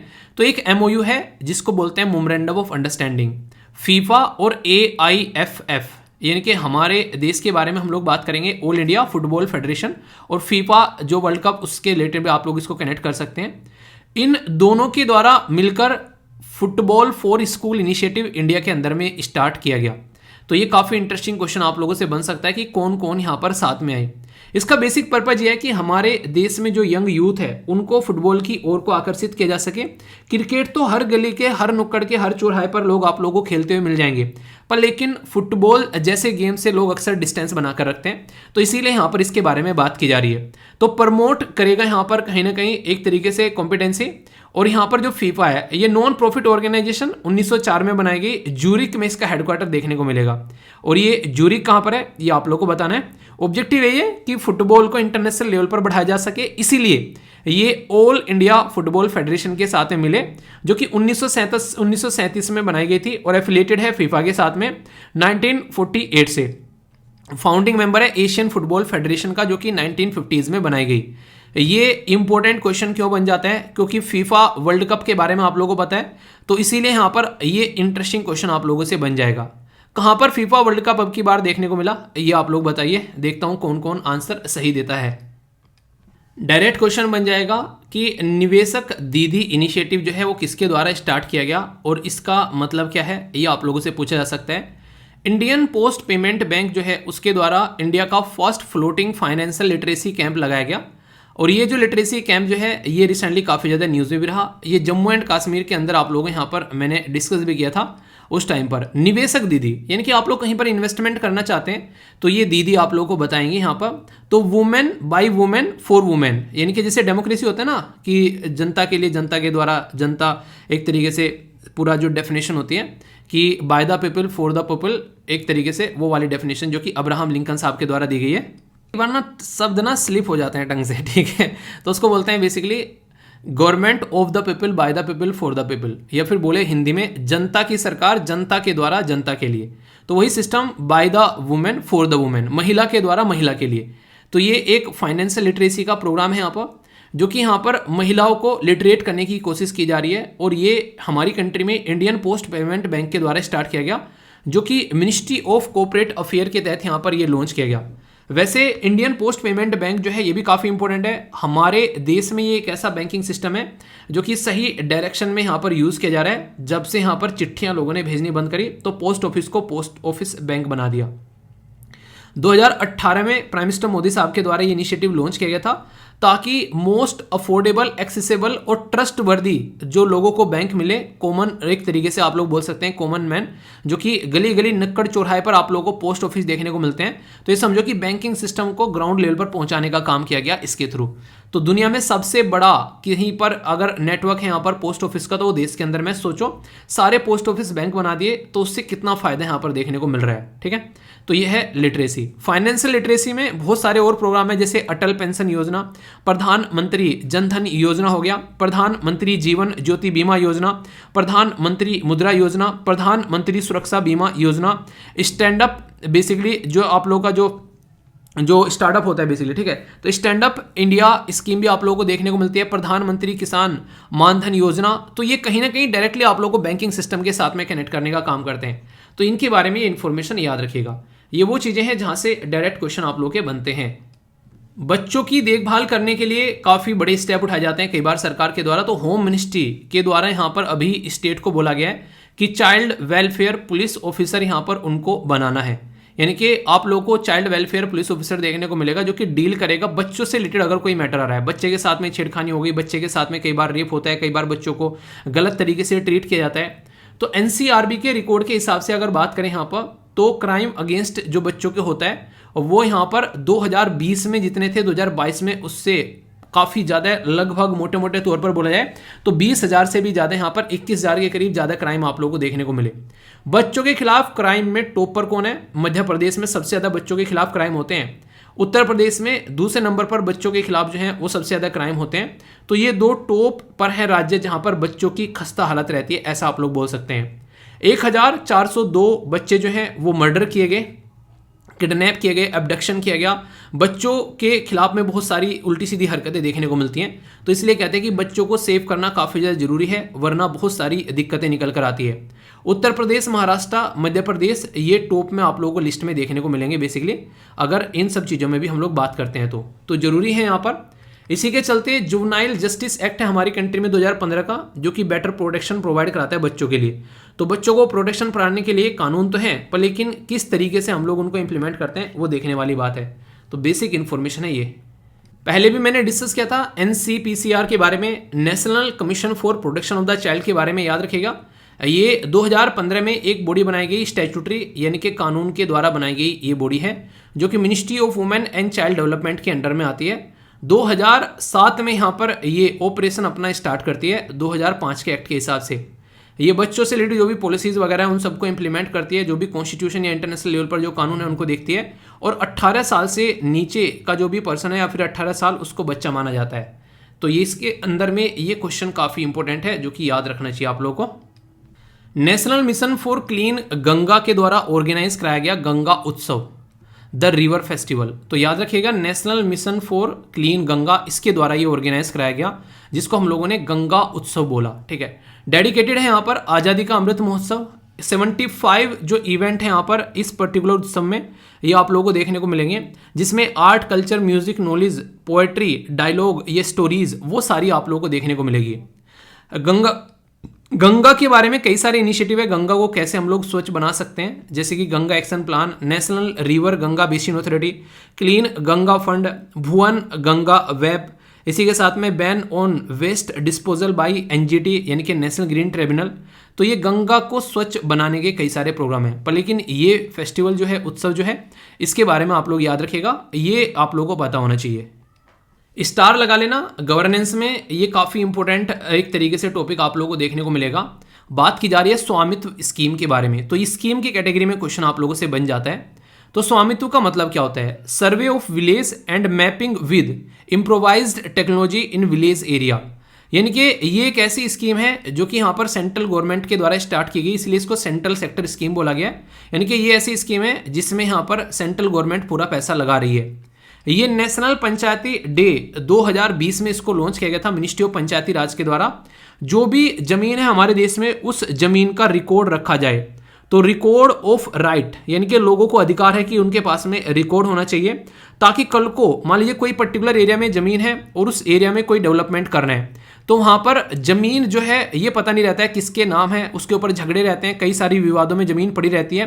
तो एग्जैक्टली क्लियर कट अगर पता होगा कौन सी जमीन किसकी है, तो वहाँ से अगर कोई अपनी जमीन बेचना चाहता है किसी को किसी पर्टिकुलर पर्पज के लिए, तो वो भी आसानी रहेगी। गवर्नमेंट अगर चाहती है वहाँ पर कोई डेवलपमेंट का काम करना, उसको एक्वायर करने में भी आसानी होगी। तो इसके चलते हम लोग यहाँ पर ये एक ऐसा इनिशिएटिव लेकर आए हैं ताकि डिजिटल फॉर्म में सारी जो भी जमीन वगैरह है उसको यहाँ पर डिसाइड किया जा सके, और इसके बेस पर ग्राम पंचायत को पावर भी रहेगी कि अगर वो प्रॉपर्टी टैक्स लगाना चाहती है किसी पर्टिकुलर एरिया पर, तो वो टैक्स भी यहाँ पर लगा सकती है। तो इसके चलते यहाँ पर ये स्कीम थी। तो स्वामित्व स्कीम किससे रिलेटेड है, आई होप कि अब आप लोगों को समझ में आ गई होगी और कोई कंफ्यूजन नहीं होगा इसको लेकर। वैसे इंप्लीमेंट कैसे कैसे की जा रही है, पायलट फेज में जो थी यहाँ पर ये राजस्थान, उत्तर प्रदेश, मध्य प्रदेश, कर्नाटका, ये सारा महाराष्ट्र या फिर यहाँ पर आंध्र प्रदेश में चलाई गई। ये फेज चलाया गया 2020-21 में, पर लेकिन अब यहाँ पर जो है 21 से लेके 25 तक का ये फुल कवरेज किया जाएगा। जो 6.5 लाख से ऊपर पंचायत है सबको यहाँ पर कवर किया जाएगा। तो अपने ही आप में काफ़ी इंपॉर्टेंट इनिशिएटिव ये आप लोग बोल सकते हैं। और एक बात और यहाँ पर, अगर आप लोगों को बोल दे कि ये मैनुअली किया जा रहा है, यहाँ पर टेक्नोलॉजी का कोई भी इस्तेमाल नहीं किया जा रहा है, तो ये याद रखना, बिना टेक्नोलॉजी के आज के डेट में कुछ भी पॉसिबल नहीं है। ड्रोन का भी इस्तेमाल यहाँ पर किया जा रहा है इन चीज़ों को मैप करने के लिए। वैसे ये न्यूज़ पहले भी डिस्कस की जा चुकी है, दूसरे रेलवे स्टेशन का जब मैंने आप लोगों से डिस्कस किया था। अभी यहाँ पर बात की जा रही है भोपाल रेलवे स्टेशन के बारे में। पहले चंडीगढ़ के बारे में मैंने डिस्कस किया था। ईट राइट स्टेशन का सर्टिफिकेट दिया जाता है। आप लोगों को याद होगा, अगर आप लोगों ने रेल में ट्रेवल किया होगा पहले कभी, तो आप लोगों ने देखा होगा, अभी भी ट्रेवल करते हैं कई सारे, तो आप लोगों ने देखा होगा जैसे कि कहीं पर जाना होता है तो ट्रेन एक सबसे सुगम साधन माना जाता है, जिसमें मज़ा भी आता है ट्रैवल करने में। ठीक है, तो यहाँ पर जब भी ट्रेन में ट्रेवल करते हैं तो वहाँ पर कहीं ना कहीं स्टेशन पर कोई ना कोई खाना बेचने वाला मिलता है। तो उस पर्टिकुलर खाना बेचने वाले पे कई बार साफ सफाई देखने को नहीं मिलती है, तो उसकी वजह से कई सारे लोगों की हेल्थ खराब हुआ करती थी। तो ईट राइट स्टेशन सर्टिफिकेट देने की बात की गई ताकि वहाँ पर साफ सफाई रहे और खाने पीने का अच्छा जुगाड़ रहे। तो इसमें 4 स्टार ये स्टार दिए जाते हैं कि ये कितने स्टार का स्टेशन है, ताकि लोगों को ये पता रहे कि तुम यहाँ से खाना खा सकते हो या फिर नहीं खा सकते हो। सर्टिफिकेशन का पूरा प्रोसीजर किया गया कि कैसे कैसे ये सर्टिफिकेट मिलेगा। अब तक आनंद विहार ये Chhatrapati Shivaji terminus Mumbai, Mumbai central railway station, Vadodara railway station, Chandigarh railway station, ये वो रेलवे स्टेशन है जिनको ऑलरेडी ये सर्टिफिकेट जो है वो मिल चुका है। अभी लेटेस्ट जो है यहाँ पर ये भोपाल रेलवे स्टेशन को यहाँ पर दिया जा रहा है। ये सर्टिफिकेट किसके द्वारा दिया जाता है, ये इंटरेस्टिंग क्वेश्चन है। ईट राइट स्टेशन सर्टिफिकेट जो है ये FSSAI यानी कि food safety and standard authority of India के द्वारा दिया जाता है, ताकि हेल्थ से रिलेटेड यहाँ पर जो चीज़ें हैं उनका ध्यान रखा जा सके इंडिया के अंदर में, और हम लोग अपने देश को फिट बना सकें, ऐसा आप लोग ये इनिशिएटिव बोल सकते हैं। इंपॉर्टेंट ऑर्गेनाइजेशन है food safety and standard authority of India. ये 2008 में बनाई गई, न्यू दिल्ली में हेडक्वार्टर है, और हेल्थ और फैमिली वेलफेयर के अंडर में ये आती है body. Food safety and standard authority act के हिसाब से बनाई गई 2006 में। तो यहाँ पर कैसे लोगों की हेल्थ को प्रोटेक्ट करना है उसके ऊपर फोकस देती है। तो बेसिक इंफॉर्मेशन अगर पूछी जाए तो कंफ्यूज आना नहीं है।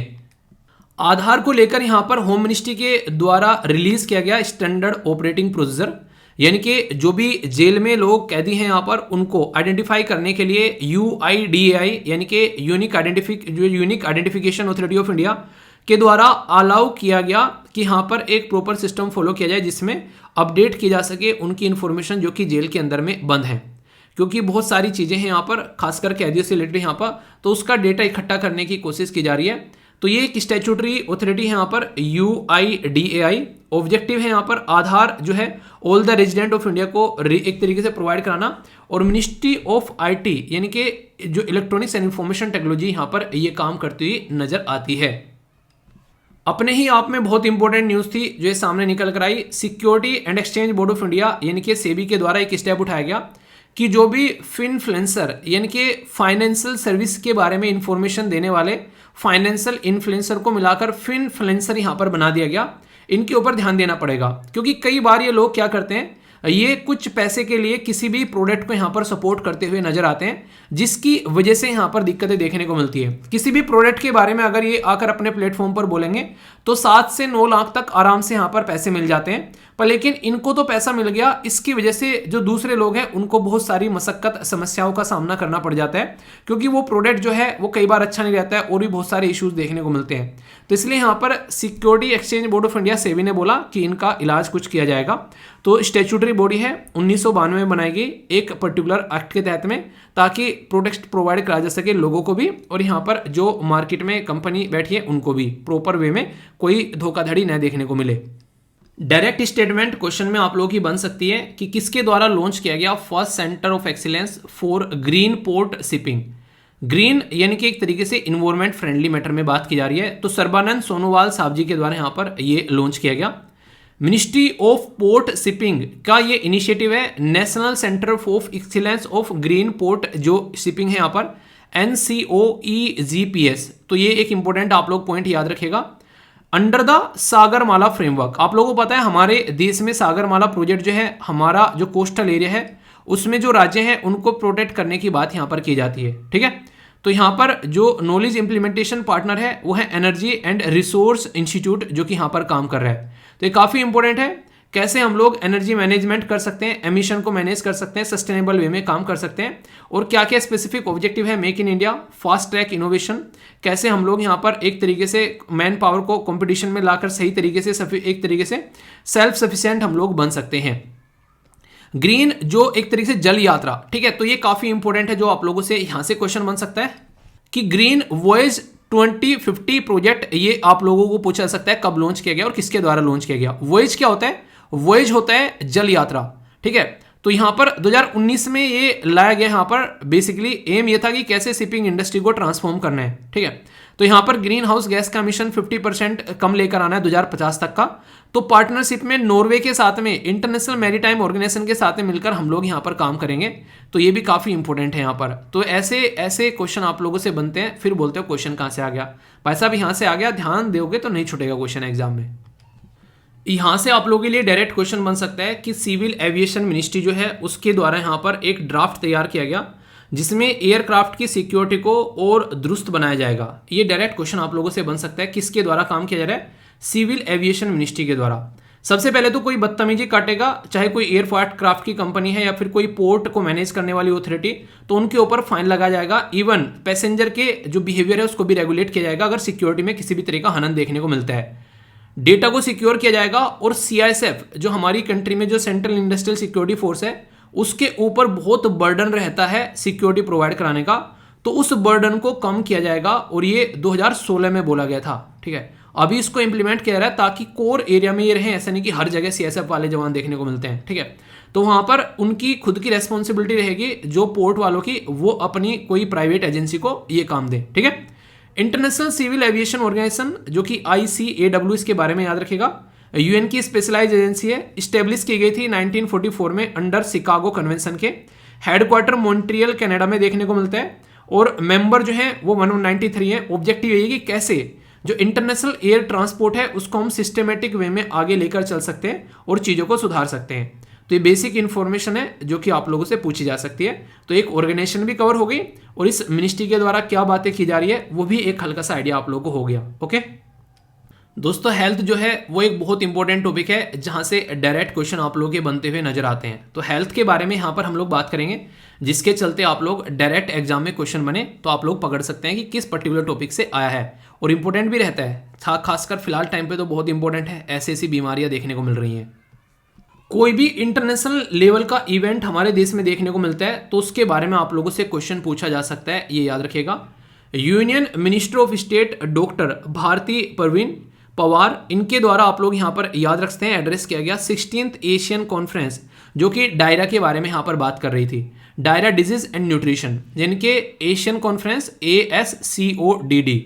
तो 16वें नंबर की थी और इंपॉर्टेंट ये पूछा जा सकता है कौन से नंबर की थी। ठीक है, किसके द्वारा? Ministry of health and family welfare के द्वारा इसको एड्रेस किया गया। कहां पर हुई? कोलकाता, वेस्ट बंगाल के अंदर में ये हुई। एम क्या है, कैसे हम लोग प्रिवेंट कर सकते हैं कोई भी कई सारी बीमारी आप लोगों को खासकर बच्चों में जो देखने को मिलती है, जैसे कि कोलेरा हो गया, टाइफाइड हो गया, जिसे हैजा नहीं बोलते हैं, कोलेरा। ठीक है, तो ये कई सारी डिजीज है यहाँ पर। और खासकर जब आप लोगों ने देखा कोविड-19 की बीमारी आई उस टाइम पर बहुत फोकस दिया गया उन लोगों के ऊपर जो बीमार थे, क्योंकि बीमार लोगों को अगर कोविड-19 की बीमारी हो गई तो भाई साहब वो निकल ही पड़ा। ऐसी सिचुएशन आप लोगों को देखने को मिली, लाखों लोगों की जान गई जिसको कोई ना कोई बीमारी लगी हुई थी।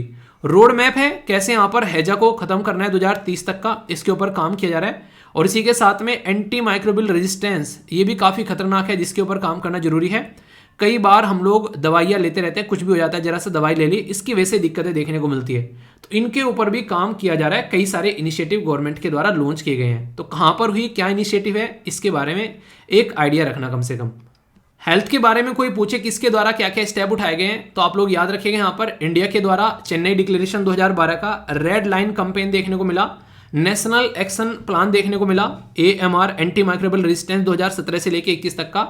और इसी पैटर्न में ग्लोबल लेवल पर भी यहाँ पर जैसे कि प्रिवेंट किया गया मास जो मेडिकेशन होता है एनिमल्स का, क्योंकि अगर जानवरों को दवाई दी जा रही है और फिर हम लोग उनसे दूध खा रहे हैं या फिर उनका मांस वगैरह खाया जा रहा है, इसकी वजह से इंसानों में डायरेक्ट वो बीमारी पहुंच रही है। तो एंटीबायोटिक ड्रग देने की यहाँ पर रोका गया। UN के द्वारा वन हेल्थ अप्रोच के बारे में बात की गई। WHO के द्वारा अवेयर क्लासिफिकेशन एंटीबायोटिक प्रोग्राम चलाया गया। एक ही बात और याद रखना, हमारे देश में जब हम लोग हेल्थ के बारे में बात करते हैं तो ये आप लोगों को पता होना चाहिए, हेल्थ काफी इंपॉर्टेंट टॉपिक है और ये आप लोगों को देखने को मिलेगा स्टेट के अंदर में आता है हेल्थ। और यहाँ पर जब सस्टेनेबल डेवलपमेंट गोल के बारे में आप लोग बात करते हैं तो वहां पर जो है पहला गोल जो है वो पुअर्टी है, यानी कि गरीबी को खत्म करना, जिसकी वजह से सारी बीमारियां होती हैं। फिर आप लोगों को देखने को मिलेगा भुखमरी, और फिर आप लोगों को तीसरे नंबर पर हेल्थ देखने को मिलेगा, और फिर चौथे नंबर पर एजुकेशन। तो ये 4 गोल ऐसे हैं जो कि कहीं ना कहीं एक दूसरे के साथ में कनेक्टेड आप लोगों को नजर आएंगे। तो इनके ऊपर काम करने की काफी ज्यादा जरूरत है। ठीक है, तो ये बेसिक इंफॉर्मेशन है जो कि आप लोगों को याद रखना है। एक ऐसी स्टडी रिसेंटली अभी की गई कि जो डेंगी, यानी कि जो भी यहाँ पर डेंगी की भी या डेंगू आप लोग बोलते हो, इसकी जो बीमारी है ये कहीं ना कहीं इन्वायरमेंट से भी काफ़ी ज़्यादा कनेक्टेड है यहाँ पर, यानी कि क्लाइमेट चेंज की वजह से इसका इंपैक्ट आप लोगों को देखने को मिलता है। फीमेल में जो मॉस्किटो है, फीमेल मॉस्किटो, उसके काटने से बीमारी होती है। और ये ऐसा नहीं कि यही काम करते हैं, चिकनगुनिया, येलो फीवर, जो जी का इन्फेक्शन होता है कि प्रेग्नेंट वुमेन को किसी अगर मच्छर ने काट लिया तो बच्चे का जो सर का साइज है वो चेंज हो जाता है। ठीक है, उस बीमारी को क्या बोलते हैं ये बताइए। तो मैंने आप लोग कई बार ये पढ़ा है इसके बारे में। तो डेंगू से प्रोटेक्शन के बारे में यहाँ पर बात की जाती है, क्योंकि जब ये फीवर हो जाता है तो दिक्कतें देखने को मिलती हैं बहुत सारी। ईच ईयर 50 मिलियन के करीब डेंगू इन्फेक्शन ये आप लोगों को रिपोर्ट किए जाते हैं ग्लोबली। एशिया में 70% है और इंडिया में यहाँ पर लगभग 34% के करीब आप लोगों को देखने को मिलेंगे। 40% जो डेंगू एशिया में है, इंडिया काफी बड़ा रोल प्ले करता है यहाँ पर, ठीक है। तो यानी कि 70 में से आप लोगों को देखने को मिलेंगे, अकेले इंडिया में 34 है, बाकी पूरे एशिया में 40 है। तो ये सोचने वाली बात है, तो इनके ऊपर काम करना जरूरी है, इसलिए अवेयरनेस फैलाए जाते हैं। पहला केस इंडिया में 1946 में रिपोर्ट किया गया था और तब से लेकर आज तक ये बीमारी हमारे बीच में ही है। इसीलिए याद रखिएगा, कोई भी बीमारी अगर एक बार एंट्री कर जा रही है वो कहीं भी छोड़ के नहीं जाने वाली है। केसेस थोड़े कम हो जाते हैं, दवाइयाँ आ जाती हैं, थोड़ा कंट्रोल रोकथाम हो जाता है। ऐसे ही आप लोगों को यहाँ पर ये जो पर्टिकुलर बीमारी जिसको कोरोना आप लोग बोल रहे हो, ये कोरोना रोना है, इसके साथ में कहीं नहीं जाने वाली है, यहीं पर ही रहने वाली है, याद रखिएगा, ठीक है। सबसे पहले जो यहाँ पर एपिडेमिक बन गया था कोलकाता के अंदर में 1963 में, जिसके चलते इसको रिकॉग्नाइज किया गया कि भाई साहब इसको रोक लो वरना ये ले डूबेगी, ठीक है।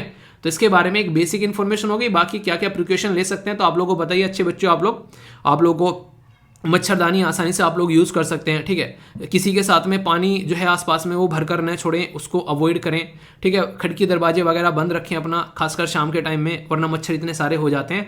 मतलब अजीब गाना सुनाते हैं भाई साहब, ऐसे ऐसे सॉन्ग सुनाएंगे आप लोगों को और ऊपर से काटेंगे भी, ठीक है। खाना भी खाएंगे, पार्टी भी करेंगे और नाच गाना भी करेंगे, ठीक है। तो इसलिए थोड़ा ध्यान रखा करो इनका, अगर हेल्थ ठीक रखनी है तो। इंपॉर्टेंट न्यूज़ है, वर्ल्ड हेल्थ ऑर्गेनाइजेशन जिसको आप लोग शॉर्ट फॉर्म में WHO बोलते हो, उसके द्वारा पहली बार फंगल प्रायोरिटी पैथोजन जो है उसकी लिस्ट यहां पर दी गई। यानी कि देखिए बीमारी कहीं से भी निकल कर आ सकती है, तो WHO ने फिलहाल जो है अपना काम अच्छे से करना स्टार्ट कर दिया है। जब से इसको गाली पड़ी कोविड-19 के टाइम से, चाइना की जो चीज़ें दुनिया में फैल गई, वरना इसको रोका जा सकता था अगर WHO सतर्क होता तो, ठीक है। तो यहाँ पर ये जो था लापरवाही बरत गया और आप लोगों ने सुना होगा कि सावधानी हटी तो दुर्घटना घटी और दुर्घटना घट गई। तो ये आप लोग याद रखिएगा। अभी जो इंपॉर्टेंट मुद्दा है वो क्या है यहाँ पर, उसके बारे में आप लोग याद रखिएगा कि ये चाह रहा है कि कल को अगर कोई भी ऐसी बीमारी आए तो उसके बारे में पहले से ही इंफॉर्मेशन जो है वो सामने निकल कर आ जाए, ताकि उस बीमारी को कंट्रोल किया जा सके। ये है बेसिक मुद्दा, ठीक है। तो काफ़ी इंपॉर्टेंट है यहाँ पर, ये डायरेक्ट क्वेश्चन भी आप लोगों से यहाँ से पूछा जा सकता है, कोई कंफ्यूजन इसको लेकर आप लोगों के माइंड में नहीं होना चाहिए, ओके। बाकी एक स्लाइड ये भी थी, अगर डेंगू फीवर के सिम्टम्स आप लोगों को जानने हैं ताकि कल को बचा जा सके, तो ये भी एक स्लाइड है, बेसिकली अवेयरनेस के लिए डाल दी थी यहाँ पर, ठीक है, ताकि आप लोग थोड़ा सा अपना ध्यान भी रख सकें। ध्यान रखा करो अच्छे से, ठीक है, वरना दिक्कतें हो जाती हैं फिर, ओके। काफ़ी इंपॉर्टेंट टॉपिक है और यहाँ से अक्सर क्वेश्चन आप लोगों से बन जाते हैं, जैसे कि अभी देखोगे तो आप लोग समझ पाओगे। रिसेंटली अभी शंघाई कोऑपरेशन ऑर्गेनाइजेशन की मीटिंग किसके द्वारा होस्ट की गई, चाइना के द्वारा, जयशंकर साहब जो हैं उनके द्वारा भी पार्टिसिपेट किया गया और बेल्ट एंड रोड इनिशिएटिव के बारे में यहाँ पर बात हुई। वैसे और भी कई सारे मुद्दों पर यहाँ पर बात देखने को मिली, पर लेकिन कुछ मुद्दे ऐसे हैं जैसे बेल्ट एंड रोड इनिशिएटिव जो है ये चाइना का बड़ा ही एक तरीके से दिल का करीबी मुद्दा है, पर लेकिन ये हमारे लिए इंपॉर्टेंट नहीं है। ईरान का चाबार पोर्ट जो है वो काफ़ी इंपॉर्टेंट है और इंटरनेशनल जो नॉर्थ साउथ ट्रांजिट कॉरिडोर है ये काफ़ी इंपॉर्टेंट है हमारे लिए, जो कि आप लोगों को पता होना चाहिए। हमारा कनेक्शन यहाँ पर ये क्रिएट करता है किसके साथ में, रसिया के साथ में, यूरोप के साथ में। अभी हम लोग बात करेंगे शंघाई कोऑपरेशन ऑर्गेनाइजेशन के बारे में। ये जो ग्रुप है ये बनाया गया था 2001 में। जब ये ग्रुप बनाया गया उस टाइम पर रसिया, चाइना, इसके साथ में किर्गिज रिपब्लिक, तजाकिस्तान, उज्बेकिस्तान के द्वारा मिलकर इसका ढक्कन खोला गया, जिनके इसको स्टार्ट किया गया। फिर इसमें आगे चलकर कुछ और मेंबर जुड़े और इंडिया भी जुड़ा यहाँ पर और पाकिस्तान भी जुड़ा और चाइना भी है। तो इनके तीनों लंगोटिया यार हैं यहाँ पर।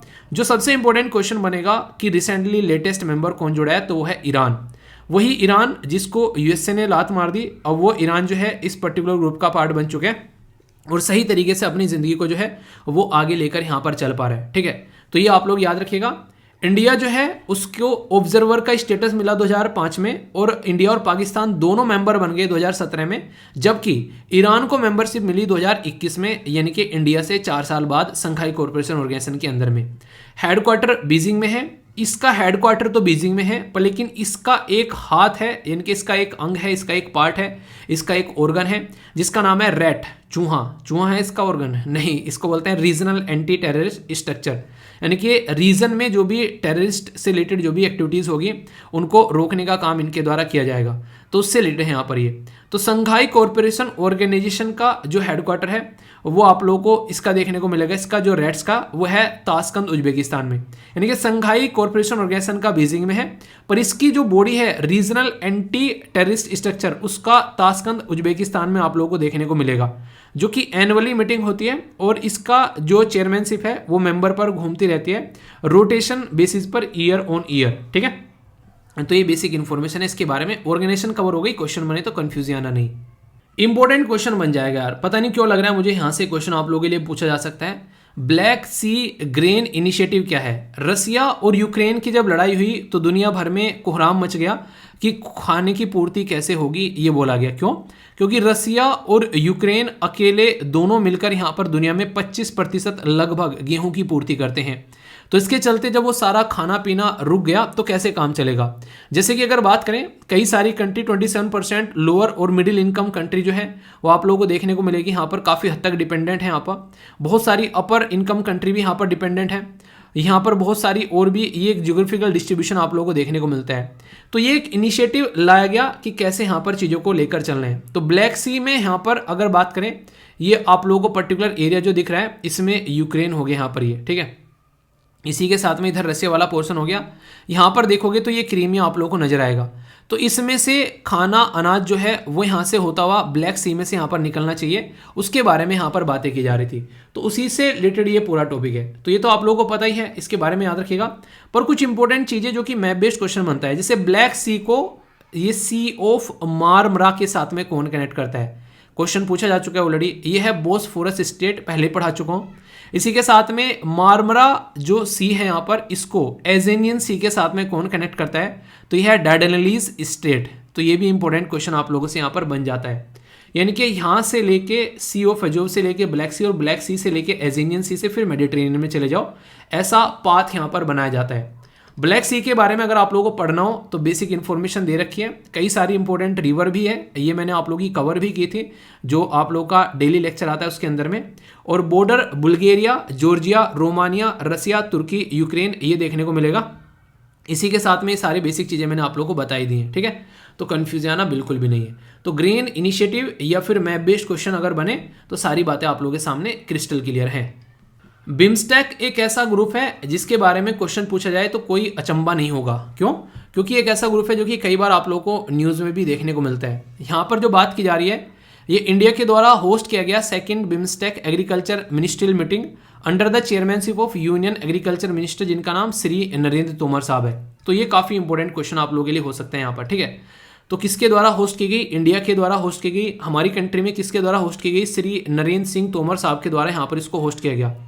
अगर बात करें, इसमें आप लोग कई सारी चीज़ें देखने को मिलती हैं, जैसे कि आप लोग यहाँ पर बोल सकते हैं कि जो इनिशिएटिव होते हैं यहाँ पर, ये सारी कंट्री मिलकर इस तरीके से लेती हैं ताकि चीज़ों को अच्छे से मेंटेन रखा जा सके। क्यों? क्योंकि दुनिया की 22% जो वर्ल्ड पॉपुलेशन देखने को मिलेगी, जीडीपी दुनिया की 2.7 ट्रिलियन के करीब आप लोगों को यहाँ पर नजर आती है, हालांकि अब थोड़ी ज़्यादा हो गई है। 1/4 वर्ल्ड की जो आप लोगों को यहाँ पर ट्रेड जो है वो यहाँ से नजर आएगा, और भी बहुत सारी चीज़ें हैं बेसिकली आप लोगों को यहाँ पर देखने को मिलती है। ठीक है, तो यहाँ पर ये इस तरीके से आप लोग इसके बारे में याद रखिएगा। फर्स्ट समिट जो थी वो यहाँ पर इसकी थाईलैंड के अंदर हुई थी, और ये इससे चलते यहाँ पर कौन कौन सी कंट्री इसके अंदर में आती है, तो ये आप लोगों के सामने है। यहाँ पर 7 कंट्री हैं। ये इसलिए फ़ायदेमंद है यहाँ पर क्योंकि इसके अंदर में आप लोगों को पाकिस्तान देखने को नहीं मिलता है। South Asia association regional cooperation के अंदर में पाकिस्तान है, पर लेकिन इसके अंदर में पाकिस्तान नहीं है, तो इसलिए इंडिया ने इसको अप्रिशिएट करना स्टार्ट कर दिया। 1 इंडिया, 2 नेपाल, 3 भूटान, 4 बांग्लादेश, 5 म्यांमार, 6 ये थाईलैंड और 7 है श्रीलंका। ये मेंबर आप लोगों को इसके अंदर देखने को मिलते हैं। तो इसलिए कंफ्यूज मत होना, कल को अगर क्वेश्चन पूछ ले जाए यहाँ से कि कौन कौन से मेंबर हैं, तो ये आप लोगों को पता होना चाहिए। जबकि जब सार्क के अंदर आप लोग जाओगे तो वहाँ पर आप लोगों को अलग मेंबर देखने को मिलेंगे, जैसे कि अफगानिस्तान 1, पाकिस्तान 2, इंडिया 3, नेपाल 4, भूटान 5, बांग्लादेश 6। ठीक है, और इसी के साथ में श्रीलंका 7 और मालदीव 8। तो इसके अंदर टोटल 8 मेंबर है, तो दोनों में इक्वल मेंबर नहीं है। अगर कल को कोई क्वेश्चन आप लोगों से पूछ ले तो मेंबर की संख्या अलग अलग है। पर्टिकुलर एक मीटिंग यहाँ पर कंबोडिया के अंदर में देखने को मिली, आसियान ईस्ट एशिया समिट की, जिसमें हमारी कंट्री के वाइस प्रेसिडेंट जो धनखड़ साहब जो हैं उनके द्वारा पार्टिसिपेट किया गया। हम आज की डेट में एक्ट ईस्ट पॉलिसी के बारे में बात करते हैं। ठीक है, तो यहाँ पर इस रीजन में हमारे कनेक्शन काफ़ी अच्छे हैं। यहाँ पर याद रखिएगा, आसियान कंट्री को हमने 2018 में चीफ गेस्ट के तौर पर अपने देश से बुलाया था। तो यहाँ पर इसकी वजह से भी काफ़ी बातें इसके बारे में की गई थी उस टाइम पर, और ये एक तरीका ऐसा रिलेशन है जो कि दिल से दिल का आप लोग रिलेशन यहाँ पर बोल सकते हैं। तो इंडिया जो है वो मेंबर है आसियान रीजनल फोरम का। एनुअल समिट आप लोगों के सामने यहाँ पर देखने को मिलती है। इन सब चीज़ों से रिलेटेड हम लोग गुड्स के एग्रीमेंट के साथ में फ्री ट्रेड एग्रीमेंट यहाँ पर करते हैं, इनके साथ में स्ट्रेटेजिक पार्टनरशिप भी है। तो यहाँ पर ये डायरेक्ट क्वेश्चन आप लोगों से ऊपर बन सकता है, कन्फ्यूजन नहीं होना चाहिए। आसियान को समझना चाहते हैं तो ये आसियान है आप लोगों के सामने। इस्टेब्लिश किया गया था 8 अगस्त 1967 बैंकॉक थाईलैंड के अंदर में। आसियान डिक्लेरेशन के थ्रू इसको बनाया गया। इंडोनेशिया, मलेशिया, फिलीपीन, सिंगापुर और थाईलैंड के द्वारा इसको मिलकर बनाया गया। आगे चल के मेंबर जुड़ गए ब्रुनई 1984 में, वियतनाम 1995 में, लाओस के साथ में म्यांमार भी जुड़ा 1997 में और कंबोडिया 1999 में। म्यांमार के बारे में क्वेश्चन पूछा जाए तो ये मत बोलना क्यों पूछ लिया, क्योंकि बहुत ज़्यादा न्यूज़ में रिसेंटली जब से यहाँ पर पावर में जो है मिलिट्री बैठी हुई है। ठीक है, joint statement on 9th India US economic जो फाइनेंशियल पार्टनरशिप यहाँ पर उसके बारे में बात की जा रही है।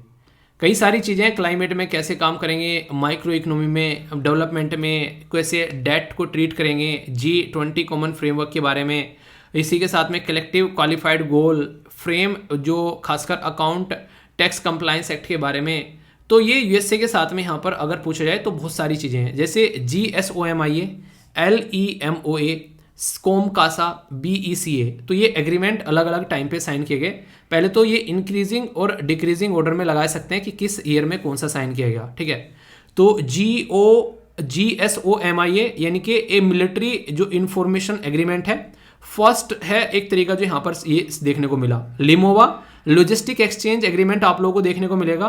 कॉम कासा यहाँ पर बात करें कम्युनिकेशन सिक्योरिटी एग्रीमेंट देखने को मिलेगा, और BECA basic exchange cooperation agreement आप लोगों को देखने को मिलेगा। ठीक है, यहाँ पर एक बात आप लोग समझ सकते हैं जो काफ़ी इंपॉर्टेंट है, कई सारी एक्सरसाइज है जैसे टाइगर ट्रम्प, तो यूएसए और इंडिया की नेवी के बीच में आप लोगों को देखने को मिलती है। वज्र प्रहार यूएसए की आर्मी जो फोर्स है यहाँ पर उसमें आप लोगों को देखने को मिलेगी। युद्ध अभ्यास इंडिया और यूएसए के बीच में आप लोगों को यहाँ पर देखने को मिलती है।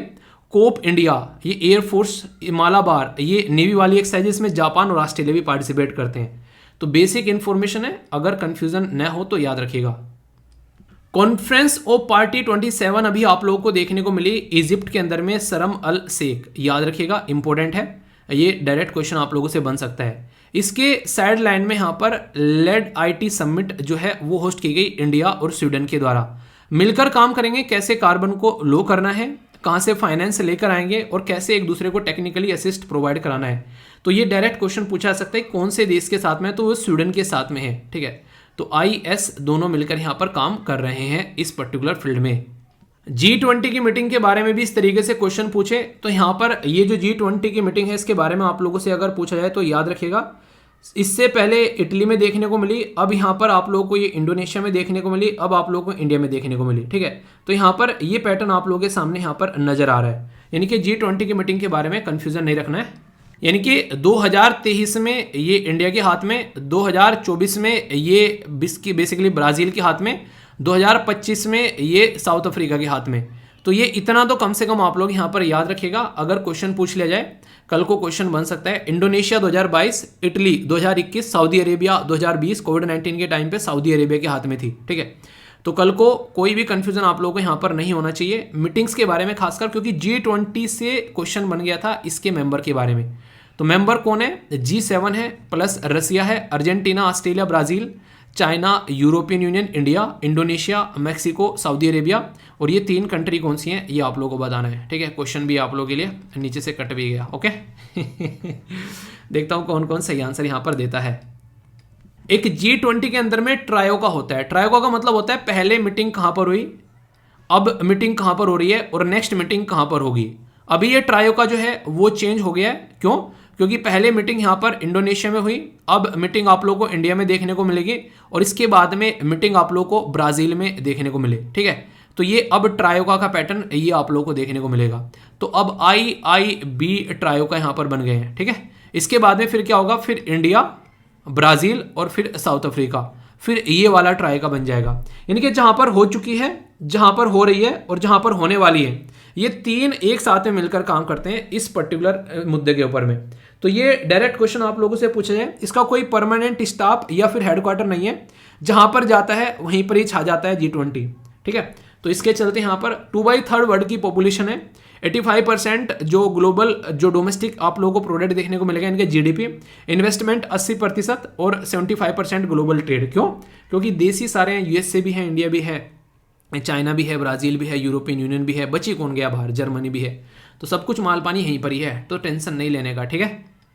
इंडिया और नॉर्वे ने हाथ मिला लिया है ग्रीन मैरीटाइम सेक्टर के बारे में यहाँ पर बात की जा रही है, यानी कि ministry of port shipping and waterways ये वर्क कर रहे हैं यहाँ पर एक दूसरे के साथ में मिलकर, जो कि यहाँ पर खासकर 2030 तक का काफ़ी कुछ यहाँ पर डेवलपमेंट किया जाएगा। तो मुंबई में यहाँ पर अभी जो 8th Norway India joint working group की जो मीटिंग देखने को मिली, तो मुंबई में यानी कि हमारे देश में हुई। कैसे यहाँ पर आगे चलकर, जैसे मैंने बताया था अभी यहाँ पर ये समुद्री यात्रा 2050 तक प्रोडक्ट यहाँ पर इन्वायरमेंट फ्रेंडली बनाना है। इंडिया के द्वारा साइन किया गया यहाँ पर हांगकांग कन्वेंशन रिसाइकलिंग शिपिंग के बारे में, यानी कि शिप अगर टूट फूट जाए उसको रिसाइकल करना है, पोल्यूशन नहीं फैलाना है। Norway requested not to prolong ship recycling to India, ठीक है। तो ये नॉर्वे के साथ में मिलकर आप लोगों को चीजें आप लोगों को यहाँ पर देखने को मिलेगी, और नॉर्वे चाह रहा है कि इसको ज़्यादा आगे भी ना बढ़ाया जाए शिप रिसाइकलिंग को। मैरीटाइम इंडिया का विजन क्या है कि हम लोग इस सेक्टर में एक 10 ईयर ब्लूप्रिंट लेकर चल रहे हैं ताकि सिचुएशन को सही डायरेक्शन दी जा सके। तो अच्छे से काम भी किया जा रहा है, ऐसा नहीं कि हवाबाजी हो रही है।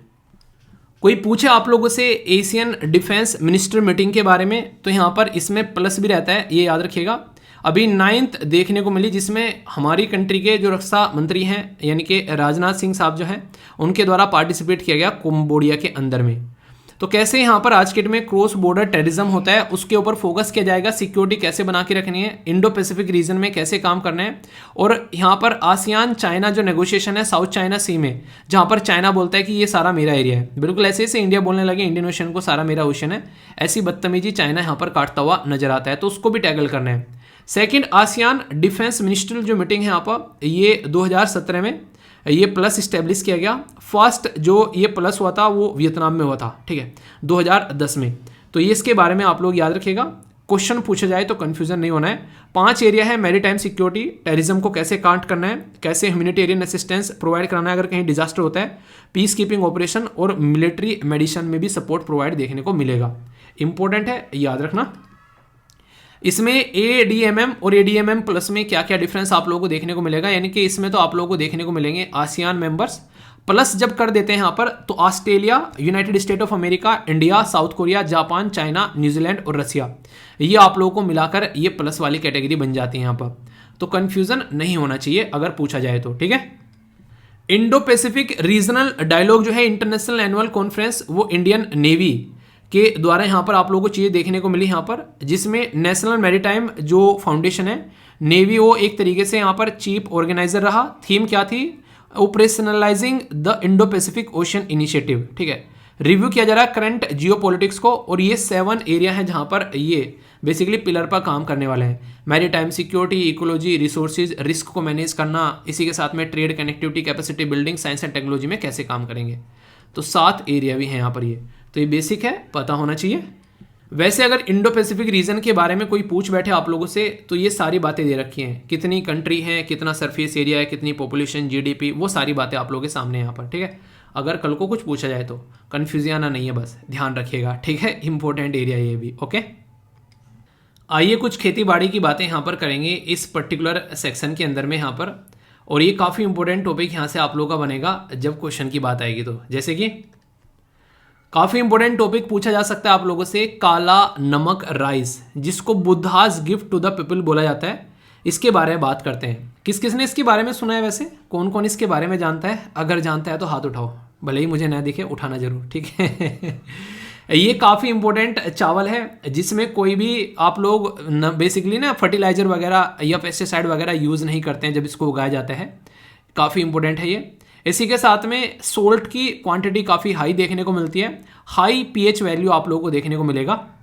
ये जो चावल के अंदर में बीमारी होती है उनके साथ में फाइट करता है, उसको पीट पाट के आगे निकल जाता है, सूखे को बेसिकली झेल जाता है। यहाँ पर उत्तर प्रदेश के तराई वाले रीजन में देखने को मिलता है, और इसको बुद्धा का महाप्रसाद बोला जाता है, और GI टैग भी इसको मिला हुआ है। ये सारी बातें काले नमक के बारे में है, ठीक है। तो ये काफ़ी इंपॉर्टेंट है यहाँ पर। पूसा नरेंद्र काला नमक 1638, ये एक नई वैरायटी है। पूसा नरेंद्र काला नमक 1652, ये दूसरी वैरायटी आप लोगों को देखने को मिलेगी। एंटीऑक्सीडेंट है, हेल्थ के लिए अच्छा है, लोट ऑफ माइक्रो न्यूट्रिएंट देखने को मिलते हैं। रेगुलरली अगर खाया जाए तो अल्जाइमर जो कि माइंड से रिलेटेड बीमारी है वो भी यहाँ पर ठीक हो सकती है, और भी ब्लड प्रेशर और ये डायबिटीज, स्किन डैमेज, उसमें भी काफ़ी हेल्प करता है चीज़ों को फिर से रिकवर करने में। तो ये काफ़ी इंपॉर्टेंट आप लोग बोल सकते हैं। तो आज से इसको लाइफ में पार्ट बना लो, है कि नहीं है? तो काला नमक राइस, इसके बारे में आप लोग याद रखिएगा, इंटरेस्टिंग भी है और इंपॉर्टेंट भी है। राइस अगर पूछे आप लोगों से, जैसे रबी, खरीफ और जायद, अगर यहाँ पर पूछा जाए राइस जो है वो कहाँ पर आप लोगों को देखने को मिलता है, तो याद रखिएगा राइस जो है वो एक खरीफ क्रॉप में आप लोगों को नजर आता है, जो कि जून और जुलाई में नॉर्मली उगाया जाता है और सितंबर अक्टूबर में काटा जाता है। पर लेकिन पंजाब जैसे रीजन में आप लोग जाते हो, जब से ग्रीन रिवोल्यूशन आया तो 3-3 फसल भी इसकी ले ली जाती है। तो ऐसा बिल्कुल पैटर्न बिल्कुल नहीं है कि आप लोग इसको बोले कि हाँ बिल्कुल ऐसे ही होना है, ठीक है। राइस के बारे में क्वेश्चन और पूछा जाए तो याद रखिएगा राइस कई सारे एरिया में आज भी स्टेपल फूड है, इनके काफ़ी लार्ज स्केल पर खाया जाता है चावल। भले ही आप लोग न खाते हो, आप लोग मेरी कैटेगरी में आते हो, ज़्यादा चावल न खाते हो, ऐसा नहीं कि मैं बिल्कुल नहीं खाता हूँ, पर लेकिन राइस के बारे में याद रखिएगा ये कोस्टल रीजन में बहुत ही तगड़े तरीके से खाया जाता है।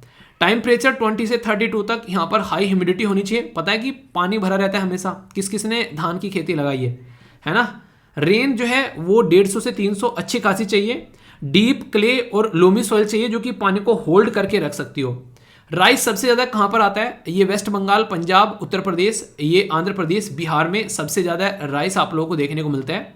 गवर्नमेंट के कई सारे इनिशिएटिव है, जैसे national food security mission, hybrid rice seed production, इसी के साथ में यहाँ पर राष्ट्रीय कृषि विकास योजना, ये कहीं ना कहीं एग्रीकल्चर को सपोर्ट करने वाली स्कीम है। वैसे अगर ये आप लोग यहाँ पर देखिए मेजर राइस प्रोड्यूसिंग स्टेट, और ये आप लोग यहाँ पर देख सकते हैं, कंफ्यूजन नहीं होगा, यहाँ पर वेस्ट बंगाल टॉप पर आप लोगों को नजर आएगा, ठीक है। ये बेसिक चीजें हैं जो आप लोग याद रख सकते हैं।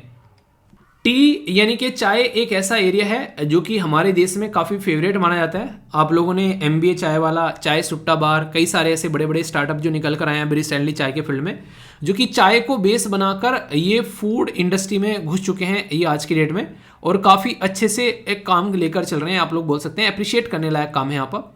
तो उसी चाय के बारे में बात करूंगा। UPSC यहाँ से क्वेश्चन पूछ चुकी है टी बोर्ड के बारे में भी, ठीक है।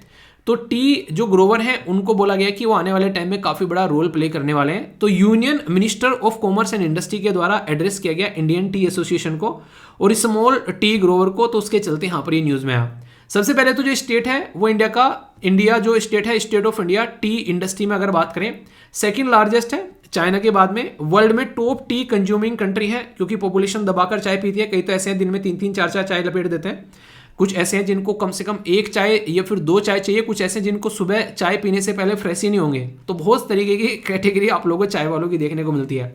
आप लोग कौन सी कैटेगरी में हो? भाई साहब मेरा काम गुनगुने पानी से चल जाता है, ठीक है। आप लोग कौन सी कैटेगरी में आप लोग देखो। वैसे एक सजेशन रहेगा, खाली पेट कभी भी चाय नहीं पीना है, सेहत के लिए बहुत ही नुकसानदेह रहती है। कुछ खा लो मॉर्निंग में उठ के, एक फ्रूट वगैरह या फिर कुछ भी थोड़ा सा, उसके बाद में पियो अगर चाय पीना है तो, ठीक है। ये अगर बात करें नॉर्दर्न पार्ट इंडिया में 83% के करीब, इन अगर बात करें आसाम और वेस्ट बंगाल के साथ में, सदर्न में 17% के करीब, तमिलनाडु, केरला और यहाँ पर कर्नाटका में। मेजर एक्सपोर्टिंग कंट्री कौन सी है? Russia, Iran, UAE, USA, UK, Germany और चाइना। इंडिया में आसाम, दार्जिलिंग और इसी के साथ में नीलगिरी टी, ये दुनिया में सबसे बेहतरीन चाय मानी जाती है, ये याद रखिएगा।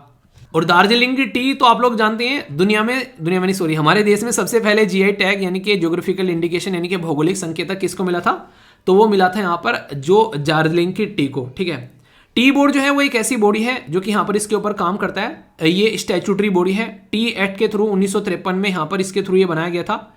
ये हेडक्वार्टर कोलकाता में है और इसके कई सारे ऑफिस भी हैं। इंटरेस्टिंग चीज़ यहाँ से निकल कर आती है, टी बोर्ड ऐसा नहीं हमारे ही देश में है। मैंने बोला कि दुनिया में सबसे ज़्यादा चाय जो है वो प्रोड्यूस चाइना करता है, फिर इंडिया करता है, तो हम लोग दुनिया में बेचते भी हैं।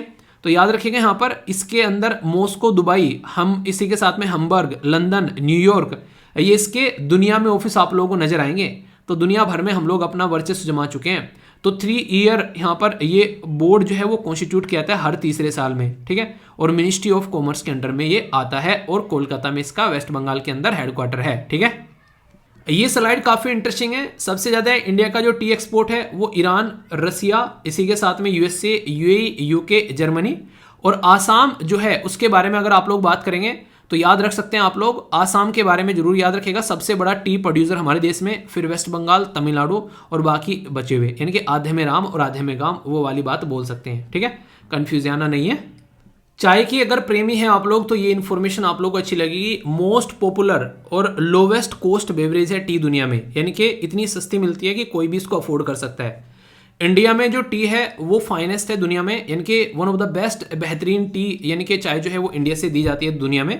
टी ओरिजिनेट हुई नॉर्थ इंडिया या नॉर्थ म्यांमार या फिर साउथ वेस्ट चाइना, तो ये एग्जैक्टली यहाँ पर ऐसा नहीं कि कहाँ पर बोला जाए, पर लेकिन ये माना था कि लगभग 5000 साल पहले भी चाइना में जो चाय जो है वो कंज्यूम की जाती थी, उसके एविडेंस देखने को मिलते हैं। क्लाइमेट कैसा होना चाहिए, हॉट और ह्यूमिड, यानी कि बारिश और इसी के साथ में गर्म भी होना चाहिए। रेनफॉल अच्छी खासी होनी चाहिए, जैसी चावल को चाहिए ऐसी लगभग। स्लाइटली एसिडिक सॉइल चाहिए बिना कैल्शियम के, तो ये देखने को मिलेगा।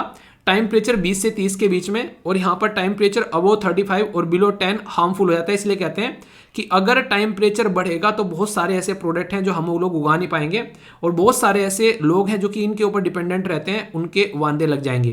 तो ये आप लोग जरूर याद रखिएगा, कल को कंफ्यूजन ना हो जाए, इसलिए यहाँ पर ये सारी बातें बता रहा हूँ आप लोगों को। ठीक है, तो इसके बारे में पता होना चाहिए। इन्वायरमेंट और वाइल्ड लाइफ के तहत यहाँ पर इस टॉपिक को आप लोग कनेक्ट कर सकते हैं। वैसे ये वो टॉपिक होते हैं जो कि एग्रीकल्चर में भी आप लोग काउंट कर लेते हैं कई बार, तो प्रीलिम्स के लिए तो बहुत ही ज़्यादा इंपॉर्टेंट ये देखने को मिलता है। ठीक है, काफ़ी इंपॉर्टेंट न्यूज़ है। सेंट्रल गवर्नमेंट के द्वारा रिस्ट्रिक्शन लगा दी गई यहाँ पर एक पर्टिकुलर ऐसा प्रोडक्ट जो कि यहाँ पर जो कि खरपतवार को खेतों में से ख़त्म करता था, जिसको ग्लाइफोसेट बेसिकली हम लोग बोलते हैं। ठीक है, तो ग्लाइफो जो सेट है यहाँ पर, ये ग्लाइफोसेट यहाँ पर ये हेल्थ को काफ़ी ज़्यादा नुकसान पहुँचाता है, ये बोला गया। तो इसके बारे में आप लोगों को बेसिक कुछ इन्फॉर्मेशन यहाँ पर होनी चाहिए। ठीक है, तो ये बेसिकली जो बनाया गया 1970 में यहाँ पर बनाया गया, और साइंटिफिक नेम आप लोगों को यहाँ पर इसका आप लोगों को फोस्फोनोमेथिली। ठीक है, बेसिकली ये पर्टिकुलर एन इसके सामने लगा दिया गया और ग्लाइसिन लिख दिया गया, तो ये इसका साइंटिफिक नेम आप लोगों को देखने को मिलेगा। वैसे मैथिल बोलेंगे इसको, ठीक है ना, फास्फोनोमेथिल। ठीक है, फॉर्मूला इसका C3H8NO5P। ये खरपतवार को मारने का काम करता था, पर इसकी वजह से हेल्थ में काफ़ी इंपैक्ट देखने को मिल रहे थे, जैसे कैंसर होना, रिप्रोडक्टिव पर इंपैक्ट डालना, टॉक्सिक एक इसके अंदर चीज़ें होना। ठीक है, न्यूरोटॉक्सिसिटी भी देखने को मिल रही थी, इम्यूनोटॉक्सिसिटी भी, यानी कि इंसान की बॉडी को बर्बाद कर रहा था, ऐसा बोल सकते हैं। 35 देश ऐसे हैं जो इसको बैन कर चुके हैं, तो हमने भी बैन कर दिया, तो अच्छी बात है यहाँ पर, क्योंकि ये वही बात हो गई जैसे आप लोग रूम के अंदर में मोर्टिन वगैरह जलाते हो, इनडायरेक्ट वे में तो आप लोग भी सूंघते हैं ना उस चीज़ को, आप लोग की बॉडी के अंदर भी वो चीज़ आती है, तो कहीं ना कहीं आप लोग को भी कोई ना कोई नुकसान पहुंचाएगी। नेचुरल तो वो चीज़ें हैं नहीं, तो ये सारी ऐसी चीज़ें आप लोग समझ सकते हैं। ठीक है, जो यहाँ पर मोनसेंटो, ये यहाँ पर इसको बनाने वाली ये कंपनी थी, तो ये भी थोड़ा सा आप लोग याद रखिएगा। बाकी अभी यहाँ पर 35 कंट्री बैन कर चुकी है, हमारे देश में हो गया। हेल्थ को ध्यान में रखते हो तो पर्सनली एक अच्छी न्यूज़ है। ओके, पूछा जा सकता है मुद्दमलाई टाइगर रिजर्व के बारे में, तो यहाँ पर बात की जा रही है मुद्दमलाई टाइगर रिजर्व के बारे में कि इन्वेसिव स्पीसीज ओवर 800 हेक्टेयर में यहाँ पर देखने को मिल रही है, तो इससे दिक्कतें हो सकती हैं। बाहर से कोई आई स्पीसीज आप लोग बोल सकते हैं, तो आप लोगों को ये न्यूज़ में आ गया तो क्वेश्चन बन जाएगा कहाँ पर है। काफ़ी इंटरेस्टिंग है, ये किसी एक राज्य में नहीं है, ये कर्नाटक, केरला और तमिलनाडु के ट्राई जंक्शन में आप लोगों को देखने को मिलेगा। 14 इंडियन टाइगर रिजर्व जो है वो बेसिकली अवार्ड किए गए कंजर्वेशन एश्योर्ड टाइगर स्टैंडर्ड के तहत में यहाँ पर more than 206 species of bird यहाँ पर देखने को मिलती है। एलिफेंट ग्रास जो कि काफ़ी बड़ी बड़ी होती है वो भी देखने को मिलती है, और ये इसलिए डालते हैं यहाँ पर, अगर तमिलनाडु से आप लोग आते हैं तो इनके बारे में पूछ ले जाए तो हल्का सा आइडिया होना चाहिए कौन कौन से टाइगर रिजर्व हैं। वैसे अगर स्टेट पीसेस की आप लोग तैयारी कर रहे हैं तो अपने स्टेट के बारे में याद रखिएगा, ना कि तमिलनाडु के बारे में, और तमिलनाडु या फिर उसी किसी दूसरे राज्य का बस वो याद रखना आप लोगों को पोर्शन जो कि न्यूज़ में होता है, ये याद रखना। ठीक है, मथुरा वृंदावन ने काफ़ी बड़ा एक अनाउंस किया जिससे दुनिया चौंक गई कि 2041 तक का कार्बन न्यूट्रल टूरिस्ट डेस्टिनेशन बना देंगे, यानी कि जो भी चीज़ें यहाँ पर यूज़ की जाएंगी वो इन्वायरमेंट फ्रेंडली होंगी। ये मथुरा वृंदावन जो कि उत्तर प्रदेश के अंदर में आप लोगों को देखने को मिलेगा, तो काफ़ी इंपॉर्टेंट है यहाँ पर, याद रखिएगा। मेजर अनाउंसमेंट है कि टूरिस्ट जो व्हीकल जो है वो यहाँ पर बैन कर दिए जाएंगे, ओनली इलेक्ट्रिक व्हीकल अलाउ किए जाएंगे। इसी के साथ में यहाँ पर वाटर बॉडीज़ वगैरह या जो भी एरिया है यहाँ पर उनमें फोकस किया जाएगा, इसको अलग अलग क्लस्टर में डिवाइड किया जाएगा। ये यमुना बैंक के किनारे पर है और लॉर्ड कृष्णा का बर्थ प्लेस यहाँ पर बेसिकली आप लोगों को देखने को मिलता है। कई सारे इसमें फेमस टेम्पल भी हैं, तो इसलिए यहाँ पर काफ़ी इंपॉर्टेंट इस्कॉन टेम्पल, जो कि काफ़ी आप लोगों ने नाम भी सुना होगा। तो बेसिक चीज़ें यहाँ पर यह, ताकि आने वाले टाइम पे यहाँ पर इन्वायरमेंट को ध्यान में रखकर काम किया जा सके। तो ये एक इंपॉर्टेंट न्यूज़ थी। थोड़े से और इंटरेस्टेड हैं अगर आप लोग कैसे ये नेट जीरो तक पहुंचने वाले हैं, तो पूरा प्रोसीजर आप लोगों को यहाँ पर देखने को मिल रहा है। कुछ इस तरीके का पैटर्न आप लोगों को यहाँ पर नजर आएगा, ठीक है। तो ये आप लोग थोड़ा सा देख सकते हैं, नहीं थोड़ा सा आप लोग और रिसर्च एंड डेवलपमेंट करने के मोड में हैं। ये स्लाइड डाल दी है मैंने वैसे कि हमारे द्वारा 5 कस्में खाई गई थी। तो ये 5 कस्में जो है पहले भी कई बार पढ़ा चुका हूँ, ये हालांकि लास्ट ईयर की चीज़ें हैं। और हम लोगों ने टारगेट रखा 2070 तक का नेट जीरो का, यूएसए का 2050 तक का और चाइना का 2060 तक का। तो ये कुछ ऐसी स्लाइड्स हैं जो कि रिपीटेडली आती रहती हैं, तो मैंने सोचा रिवीजन हो जाएगा आप लोगों का। ओके, ग्रीन वॉशिंग के बारे में अगर पूछा जाए तो आप लोग याद रखिएगा, ये काफ़ी खतरनाक कॉन्सेप्ट है जो कि रिसेंटली अभी न्यूज़ में था, और यहाँ से क्वेश्चन भी ऑलरेडी पूछा जा चुका है यूपीएससी के द्वारा प्रीलिम्स में, ठीक है। ग्रीन वॉशिंग का मतलब क्या होता है, यानी कि कोई प्रोडक्ट बेचना और ये बोलकर बेचना कि ये इन्वायरमेंट फ्रेंडली है, पर इन रियलिटी में अगर उसको चेक किया जाए तो वो इन्वायरमेंट फ्रेंडली नहीं है। तो इसको आप लोग ग्रीन वॉशिंग के नाम से जानते हैं, ये याद रखिएगा। तो यूएन के जो चीफ हैं उनके द्वारा बोला गया कि ये बिल्कुल गलत है और इसके ऊपर काम करना चाहिए। दुनिया भर में ऐसे बहुत सारे प्रोडक्ट देखने को मिलेंगे जो होते कुछ और हैं, दिखाते कुछ और हैं और बेचते कुछ और हैं। तो ये बिल्कुल गलत कॉन्सेप्ट है, इससे डिस्टेंस बनाकर रखनी है। तो इसकी वजह से यहाँ पर ये न्यूज़ में था। तो कन्फ्यूजन नहीं होना चाहिए, अगर कल को कोई पूछे तो इसके बारे में पता होना चाहिए रियलिटी में ग्रीन है या फिर ग्रीन होने की बातें कर रहा है, यानी कि रियलिटी में सच्चा है या फिर सच्चा होने की बातें कर रहा है, ऐसे बोल सकते हैं। तो ग्रीन वॉशिंग पूछा जाए तो कन्फ्यूजन आना नहीं।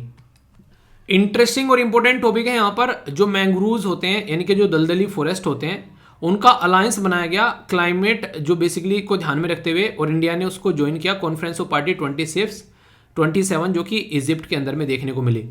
तो मैंग्रूव्स अलायंस फॉर क्लाइमेट, तो ये मैक इसका नाम दिया गया। तो एम है कैसे कंजर्वेशन करना है और रिस्टोरेशन करना है मैंग्रूव्स जो फॉरेस्ट होते हैं उनका, और इसी के साथ में इनके बारे में अवेयरनेस फैलानी है। इसमें यूनिवर्सिटी जो यहाँ पर यूनाइटेड स्टेट ऑफ अमेरिट्स और इसी के साथ में Indonesia, India, Australia, Japan, Spain और श्रीलंका के द्वारा भी ज्वाइन किया गया। मैंग्रोव जो होते हैं दलदली फॉरेस्ट होते हैं, ये नमकीनी मिट्टी में नॉर्मली आप लोगों को देखने को मिलते हैं, और कई बार आप लोगों ने इनसे रिलेटेड क्वेश्चन भी एग्जाम में देखे होंगे। तो इसलिए कुछ बेसिक इन्फॉर्मेशन भी इसके बारे में है। वर्ल्ड में लगभग 1,50,000 स्क्वायर किलोमीटर में मैंग्रोव्स यानी कि दलदली फॉरेस्ट पाए जाते हैं, ठीक है। पहले तो ये याद रखिएगा। अगर अपने देश के बारे में आप लोग बात करेंगे, वैसे उसके बारे में बात करूंगा, तो एशिया का इंडिया के अंदर में कंट्रीब्यूशन 45% जो साउथ एशिया के अंदर पाए जाते हैं, उसका इंडिया के अंदर में 50% के करीब है। साउथ एशिया दुनिया का 6.8% रखता है, और उसमें से मैक्सिमम आप लोगों को इंडिया में नजर आएगा। इंडिया फॉरेस्ट जो स्टेट रिपोर्ट है उसके हिसाब से 4,992 स्क्वायर किलोमीटर, ठीक है, ये आप लोगों को देखने को मिलता है। 0.5% कंट्री टोटल जियोग्राफिकल एरिया पर ये आप लोगों को मैंग्रोव्स फॉरेस्ट नजर आएंगे, ये बोला गया है। लार्जेस्ट मैंग्रोव्स फॉरेस्ट कहाँ पर है, दलदली फॉरेस्ट, तो याद रखना सुंदरबन जो डेल्टा है वेस्ट बंगाल के अंदर में, वहां पर लार्जेस्ट देखने को मिलेगा, ठीक है। और इसी के साथ में यूनेस्को वर्ल्ड हेरिटेज साइट भी है वो, ठीक है। भितरकनिका मैंग्रोव्स, ये भी याद रखिएगा, सेकंड लार्जेस्ट है, ये उड़ीसा के अंदर में आप लोगों को नजर आएगा। इसी के साथ में यहाँ पर उड़ीसा के अंदर में ये जो एक ब्राह्मणी रिवर है, और इसी के साथ में जो भितरानी रिवर है, उसके कोनों पर किनारों पर आप लोगों को नजर आएगा। और ये रामसर वेटलैंड का भी पार्ट आप लोगों को देखने को मिलता है। तो क्वेश्चन पूछा जाए तो याद रखिएगा। वैसे सबसे ज्यादा कहां पर पाए जाते हैं अगर पूछा जाए मैंग्रोव्स, तो वेस्ट बंगाल में, दूसरे नंबर पर गुजरात, तीसरे नंबर पर अंडमान निकोबार, चौथे नंबर पर आंध्र प्रदेश, पांचवें पर उड़ीसा, छठे पर महाराष्ट्र, सातवें पर तमिलनाडु, आठवें पर गोवा, नौवें पर कर्नाटका और 10वें पर है यहाँ पर केरला। तो ये इंक्रीजिंग या डिक्रीजिंग ऑर्डर में कल को कोई पूछे और आप लोगों को ना पता हो तो होगी ना बेइज्जती है, तो इसलिए पता होना चाहिए। ओके, तो बेइज्जती नहीं करने दूंगा, ठीक है, टेंशन नहीं लेने का। कॉन्फ्रेंस ऑफ पार्टी 27 में एक और कसम खाई गई कि मेथेन के एमिशन को यहां पर कम करना है। तो methane alert and response system यहां पर लाया गया 27 कॉन्फ्रेंस, जो कि इजिप्ट के अंदर में देखने को आप लोगों को मिली। ये कहां पर, ये इजिप्ट के अंदर में आप लोगों को नजर आई, ठीक है। तो इसमें यहां पर टारगेट ये रखा गया कि मेथेन को कैसे कम करना है, क्योंकि कार्बन डाइऑक्साइड के बाद में मेथेन सबसे खतरनाक चीज है जो कि यहां पर नुकसान पहुंचाता हुआ नजर आता है, तो इसलिए इसको रोकना जरूरी है। तो methane alert and response system के बारे में यहां पर बात की गई। तो यहां से भी आप लोगों से क्वेश्चन पूछा है, तो कंफ्यूजन आना नहीं है। कहां पर हुआ, कॉन्फ्रेंस ऑफ पार्टी 27 जो कि इजिप्ट के अंदर में चीजें देखने को मिली। दुनिया में सबसे ज्यादा मेथेन एमिशन कहां है, जैसे कि चाइना, इंडिया, रसिया, ईरान, ये देश हैं जो कि आप लोग यहां पर ध्यान रखिएगा, ठीक है। तो ये डेटा भी आप लोगों से कई बार पूछ ले आते हैं। मेथेन जो है वो आप लोगों को बायोलॉजिकल सोर्स से भी निकल कर आती है, जैसे जीव जंतु होते हैं। नॉन बायोलॉजिकल जैसे कि ज्वालामुखी फट गया, ठीक है, केमिकल डिग्रेडेशन की वजह से भी होती है, और इसी के साथ में माइक्रोबियल कंजप्शन की वजह से भी होती है। यानी कि कई सारे तरीके हैं जिसकी वजह से मेथेन निकलती है मार्केट में। इंपॉर्टेंट ये है कि जो मेथेन अगर मार्केट में आए, यानी कि CH4 और एक साइड में कार्बन डाइऑक्साइड आए, तो कार्बन डाइऑक्साइड से 80 गुना ज्यादा पावरफुल ये मानी जाती है। इसलिए माना जाता है कि अगर ये मार्केट में आ गई तो तबाही कर देगी, तराही माम मचा देगी। तो इसलिए इसको कंट्रोल करना बहुत जरूरी है। एक और इंपॉर्टेंट मुद्दा कॉन्फ्रेंस ऑफ पार्टी 27 में सामने निकल कर आया था। India, China, Brazil, south Africa के द्वारा अपोज किया गया कार्बन बॉर्डर टैक्स। यानी कि कोई भी ऐसा प्रोडक्ट जो कि काफी ज्यादा कार्बन एमिशन करता है और वो प्रोडक्ट अगर किसी दूसरे देश में जाएगा तो यहां पर उस प्रोडक्ट के ऊपर टैक्स लगा सकता है वो देश जिसमें वो एंट्री करेगा। ये यूरोपियन कमीशन के द्वारा यहाँ पर बेसिकली ये डील लेकर आया गया। यूरोपियन कमीशन, यूरोपियन जो ग्रीन डील के तहत यहाँ पर बात किया गया, बेसिक कंट्री के द्वारा इसको अपोज कर दिया गया। यानी कि जो खासकर ऐसी कंट्री जो कि डिपेंडेंट है काफी ज्यादा कोयले के ऊपर, इन सब चीजों के ऊपर, और ये कहीं ना कहीं आप लोग बोल सकते हैं कि अगर ये अपोज किया गया तो ऐसी चीजें इंप्लीमेंट भी नहीं हुई, क्योंकि इंडिया सबसे बड़ी मार्केट है, चाइना सबसे बड़ी मार्केट है, उन्होंने यहाँ पर इसको लतिया दिया, यानी कि लात मार दी। तो फिर कैसे काम चलेगा? जैसे कोई प्रोडक्ट है यहाँ पर ऐसे आ रहा है जहां पर काफी ज्यादा जैसे कि कार्बन जो है काफी ज्यादा इस्तेमाल किया गया है, तो जब ये एंट्री करेगा उन एरिया में जहां पर कार्बन ज्यादा नहीं इस्तेमाल किया गया तो ये इसको रोकेंगे और इससे टैक्स लेंगे और बोलेंगे आप प्रोडक्ट लेकर आओ। नुकसान क्या होगा? टैक्स लगते ही प्रोडक्ट महंगा हो जाएगा और मार्केट में इसका कंपटीशन जो है वो किसी के साथ में नहीं देखने को मिलेगा और इसको कोई खरीदेगा भी नहीं, महंगा होने की वजह से और कार्बन की ठप्पा लगने की वजह से। तो ये कई सारी बातें होती हैं। ओके, 9 देश आपस में मिलकर आए और उन्होंने बात की ग्लोबल ऑफशोर विंड अलायंस के बारे में। ऑफशोर का मतलब क्या होता है? यानी कि पानी के अंदर में विंड यानी कि टरबाइन लगाना, ऑनशोर यानी कि जमीन पर लगाना, ठीक है। तो ऑफ का मतलब होता है ऑफ द लैंड, ठीक है। तो यहां पर यह बनाया गया, याद रखिएगा, टू रिमूव बैरियर और एनर्जी को रिन्यूएबल एनर्जी में बनाया जा सके। तो ये सेटअप किया गया international renewable energy agency, Denmark और ग्लोबल विंड एनर्जी काउंसिल के द्वारा। इसका एम क्या है? यहां पर ऑफशोर विंड एनर्जी को यहां पर बढ़ाना है, ठीक है। तो यहां पर इसको एक तरीके से काफी अच्छे से आगे लेकर चलना है। 9 कंट्री, बेल्जियम, कंबोडिया, यहां पर Germany, India, Ireland, Japan, Netherland, Norway, UK और यूएसए। इंडिया क्यों नहीं अभी ज्वाइन किया? वो कहता है पहले तुम काम कर लो, जब हमको लगेगा अगर तुम अच्छा काम कर रहे हो तो भाई साहब हम लोग आ जाएंगे, अगर लगेगा नहीं अच्छा काम कर रहे हो तो तुम इंजॉय करना फिर, ठीक है। तो हम लोग वेट एंड वॉच वाली पॉलिसी यहां पर फॉलो करते हैं। ये एक ऐसी स्लाइड है जो हमारे देश में विंड एनर्जी के बारे में आप लोगों से बातें करती है कि हमारे देश में सबसे ज्यादा विंड एनर्जी कहां पर है। तो याद रखिएगा तमिलनाडु पे, दूसरे नंबर पर गुजरात, तीसरे नंबर पर महाराष्ट्र, चौथे नंबर पर कर्नाटका, पांचवें नंबर पर राजस्थान, छठे नंबर पर आंध्र प्रदेश, सातवें नंबर पर मध्य प्रदेश। कम से कम ये राज्य याद रखिएगा, एटलीस्ट 3 या 4, ठीक है। और अगर आप लोग इन राज्य से आते हैं तो फिर तो कोई बोलने वाली बात ही नहीं है। कोस्टल रीजन में ज्यादा देखने को मिलेगी, जैसे कि यहाँ पर हो गया तमिलनाडु और यहाँ पर हो गया गुजरात, ठीक है। तो आगे भी और जगह काम किया जा रहा है पर लेकिन ये बेसिक इंफॉर्मेशन है। ये CITES इसको क्या बोलते हैं? Convention on international trade endangered species, ठीक है, या फिर फ्लोरा एंड फ्योना भी आप लोग बोल देते हैं अगर स्पीसीज को अलग निकालें। इसने क्या किया गया कि इंडिया का फ्रेश वाटर जो टर्टल है उसको एक तरीके से इंडेंजर्ड ऑफ एक्सटिंक्ट, ठीक है, तो इस कैटेगरी में यहां पर रखा है। तो इंडिया ने यहां पर पुट फॉरवर्ड किया है प्रपोजल कि बेटर प्रोटेक्शन प्रोवाइड यहां पर कराया जा सके, जो कि यहां पर दिक्कतें देखने को मिलती है। तो रेड क्राउन रूफ्ड जो टर्टल आप लोगों को यहां पर ये देखने को मिल रहा है, तो it is one of the 24 species जो कि एंडेमिक है टू द इंडिया। तो यहां पर ये आप लोगों को देखने को मिलते हैं। सबसे इंपॉर्टेंट पोर्शन ये होता है कि क्रिटिकली इंडेंजर कैटेगरी में है, CITES के अंदर में सेकंड अपेंडिक्स में है और वाइल्ड लाइफ प्रोटेक्शन एक्ट के तहत यहां पर इसको फर्स्ट शेड्यूल में रखा गया है। तो ये आप लोग जरूर याद रखिएगा। तो CITES में कॉन्फ्रेंस ऑफ पार्टी 19th थी जिसमें यहां पर ये सारी चीजें देखने को मिली। Loss and damage fund, conference of party 27 में यहां पर लॉस एंड डैमेज फंड यहां पर बनाया गया ताकि सिचुएशन को हैंडल किया जा सके। यानी कि यहां पर इसका जो भी क्लाइमेट चेंज का इंपैक्ट पड़ रहा है यहां पर, ठीक है, तो यहां पर उसको ताकि लोग माइग्रेट न करके जाएं उसको रोका जा सके। तो इकोनॉमिक या प्रॉपर्टी जो डैमेज हुआ है उसको सपोर्ट प्रोवाइड कराया जाएगा। ये रेफर करता है यहां पर कहीं ना कहीं आप लोग बोल सकते हैं कि सिचुएशन को थोड़ा सा कंट्रोल करने की कोशिश यहां पर की जाएगी। तो ये जो फंडिंग है यहां पर, हालांकि फंड के बारे में बात तो करते हैं पर लेकिन कोई देता नहीं है, तो वही बात है कि होता सबके पास में, सब छिपा के रखते हैं, ठीक है। तो इसकी वजह से दिक्कतें निकल कर आती है। तो देखो कितना सॉल्यूशन निकल कर आता है। फिलहाल तो ये भी न्यूज में था तो मैंने आप लोगों को बता दिया। एक ऐसा पक्षी जो कि बहुत ही लंबी यात्रा कर ग्रेट नोट जो है वो यहाँ पर हमारे देश के अंदर पहुंचा, इसकी वजह से यहाँ पर ये न्यूज में था।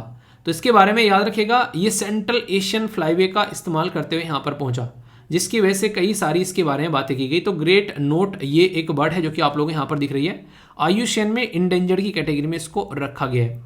ये जो सेंट्रल एशियन फ्लाईवे है इसमें 30 कंट्री आप लोगों को देखने को मिलेगी, ठीक है। तो यहाँ से उड़ता हुआ ये इंडिया के पास में पहुंचा, यानी कि बोल सकते हैं कि रसिया से इंडिया में आ गया भाई साहब, इतना लंबा ये छलांग लगाई इसने। इसी के साथ में यहाँ पर ये अलग अलग जो वर्ल्ड फ्लाई जो यूज़ की जाती हैं बर्ड के द्वारा, जैसे कि ईस्टर्न एशियन, इसी के साथ में सेंट्रल एशियन, तो ये अलग अलग पैटर्न है जो पक्षी फॉलो करते हैं। देखो ना, रात को छत पर सोते हो तो पक्षी उड़ते जा रहे हैं ऊपर से, ठीक है। तो वो एक पैटर्न में चलते हैं और ये पैटर्न इनके द्वारा फॉलो किया जाता है। अगर गर्म इलाका है और वो ठंडे में रहना चाहते हैं तो ठंडे में पहुंचेंगे, अगर ठंडा इलाका है वो गर्म में रहना चाहते हैं तो गर्म में पहुंचेंगे। तो इसके बेस पर वो चलते रहते हैं, वहाँ पर फिर बच्चे देते हैं, अपनी लाइफ को एंजॉय करते हैं, मौसम जब तक चेंज होता है रुकते हैं, फिर वहाँ से निकल लेते हैं। तो ये माइग्रेटरी बर्ड आप लोगों ने कई बार सुनी होंगी ऐसी। ओलिव रेडली टर्टल जो कि काफ़ी इंपॉर्टेंट कछुआ, जो आप लोगों ने कई बार इसके बारे में पढ़ा भी होगा, ये एनुअली आता है, यानी कि हर साल आता है और मास नेस्टिंग करता है, यानी कि स्मॉल और मोस्ट अबेंडेंट रे पाया जाता है। याद रखिएगा यहाँ पर अरीबाड़ा, अरीबाड़ा मतलब मास नेस्टिंग, यानी कि काफ़ी लार्ज स्केल पर ये आते हैं, इकट्ठे होते हैं यहाँ पर। ओलिव रेडली टर्टल ये देखने को मिलेगा, गरिमाथा जो बीच है यहाँ पर, काफ़ी लार्ज स्केल में मास नेस्टिंग यहाँ पर करते हैं। इसी के साथ में यहाँ पर कुछ इंपॉर्टेंट बातें जो आप लोगों को पता होना चाहिए, IUCN में इसको वनरेबल की कैटेगरी में रखा गया है, जो इंडिया जो वाइल्ड लाइफ प्रोटेक्शन में इसको शेड्यूल 1 में और CITES में अपेंडिक्स में, तो यानी कि ज़्यादा अच्छी हालत इनकी है नहीं, ये याद रखिएगा। ऋषिकोल्या जो रोकरी जो यहाँ पर बेसिकली कोस्ट है उड़ीसा के अंदर में, गिरिमाथा बीच, भितरकनिका नेशनल पार्क और mouth of the Devi river, तो यहाँ पर ये चीज़ें देखने को मिलती है। एग्जैक्ट लोकेशन आप लोगों के सामने है, ये सारी चीज़ें मैप में। उड़ीसा से अगर आप लोग आते हैं तो यहाँ से आप लोगों के लिए डायरेक्ट भी क्वेश्चन बन सकता है, तो इसलिए कंफ्यूज आना नहीं है, ठीक है, माइंड में क्लियरिटी रखनी है। कछुआ और मतलब टर्टल और टोर्टोइज में आप लोगों को फर्क पता होना चाहिए। कई बार आप लोग इन्हें कछुआ बोलते हैं, टर्टल जो होता है वो पानी में पाया जाता है और टोर्टोइज जो होता है वो जमीन पर चलता है, ठीक है। टर्टल जो होता है वो यहाँ पर एक तरीके से मांसाहारी भी हो सकता है आसानी से, टोर्टोइज जो होता है वो लड़का वेजिटेरियन होता है, ठीक है। यहाँ पर आप लोगों को पंख देखने को मिलेंगे, यहाँ पर पैर कुछ छोटे छोटे नाखून के साथ में यहाँ पर नजर आएंगे, इसी के हिसाब से इनकी स्ट्रक्चर भी आप लोगों को देखने को मिलती है। तो अब बताओ टर्टल पसंद है या फिर टोर्टोइज? अब बताओ।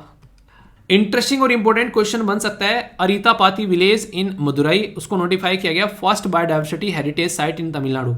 ये किसके द्वारा दिया जाता है ये टैग? तो ये स्टेट गवर्नमेंट के द्वारा दिया जाता है, पहली बात। दूसरा, लोकल कम्युनिटी के साथ में कंसल्ट करके दिया जाता है, ये काफ़ी इंपॉर्टेंट है जो आप लोगों को याद रखना है, यानी कि लोकल कम्युनिटी से कंसल्ट कर कर यहाँ पर ये सिस्टम जो है वो क्रिएट किया जाता है, ठीक है।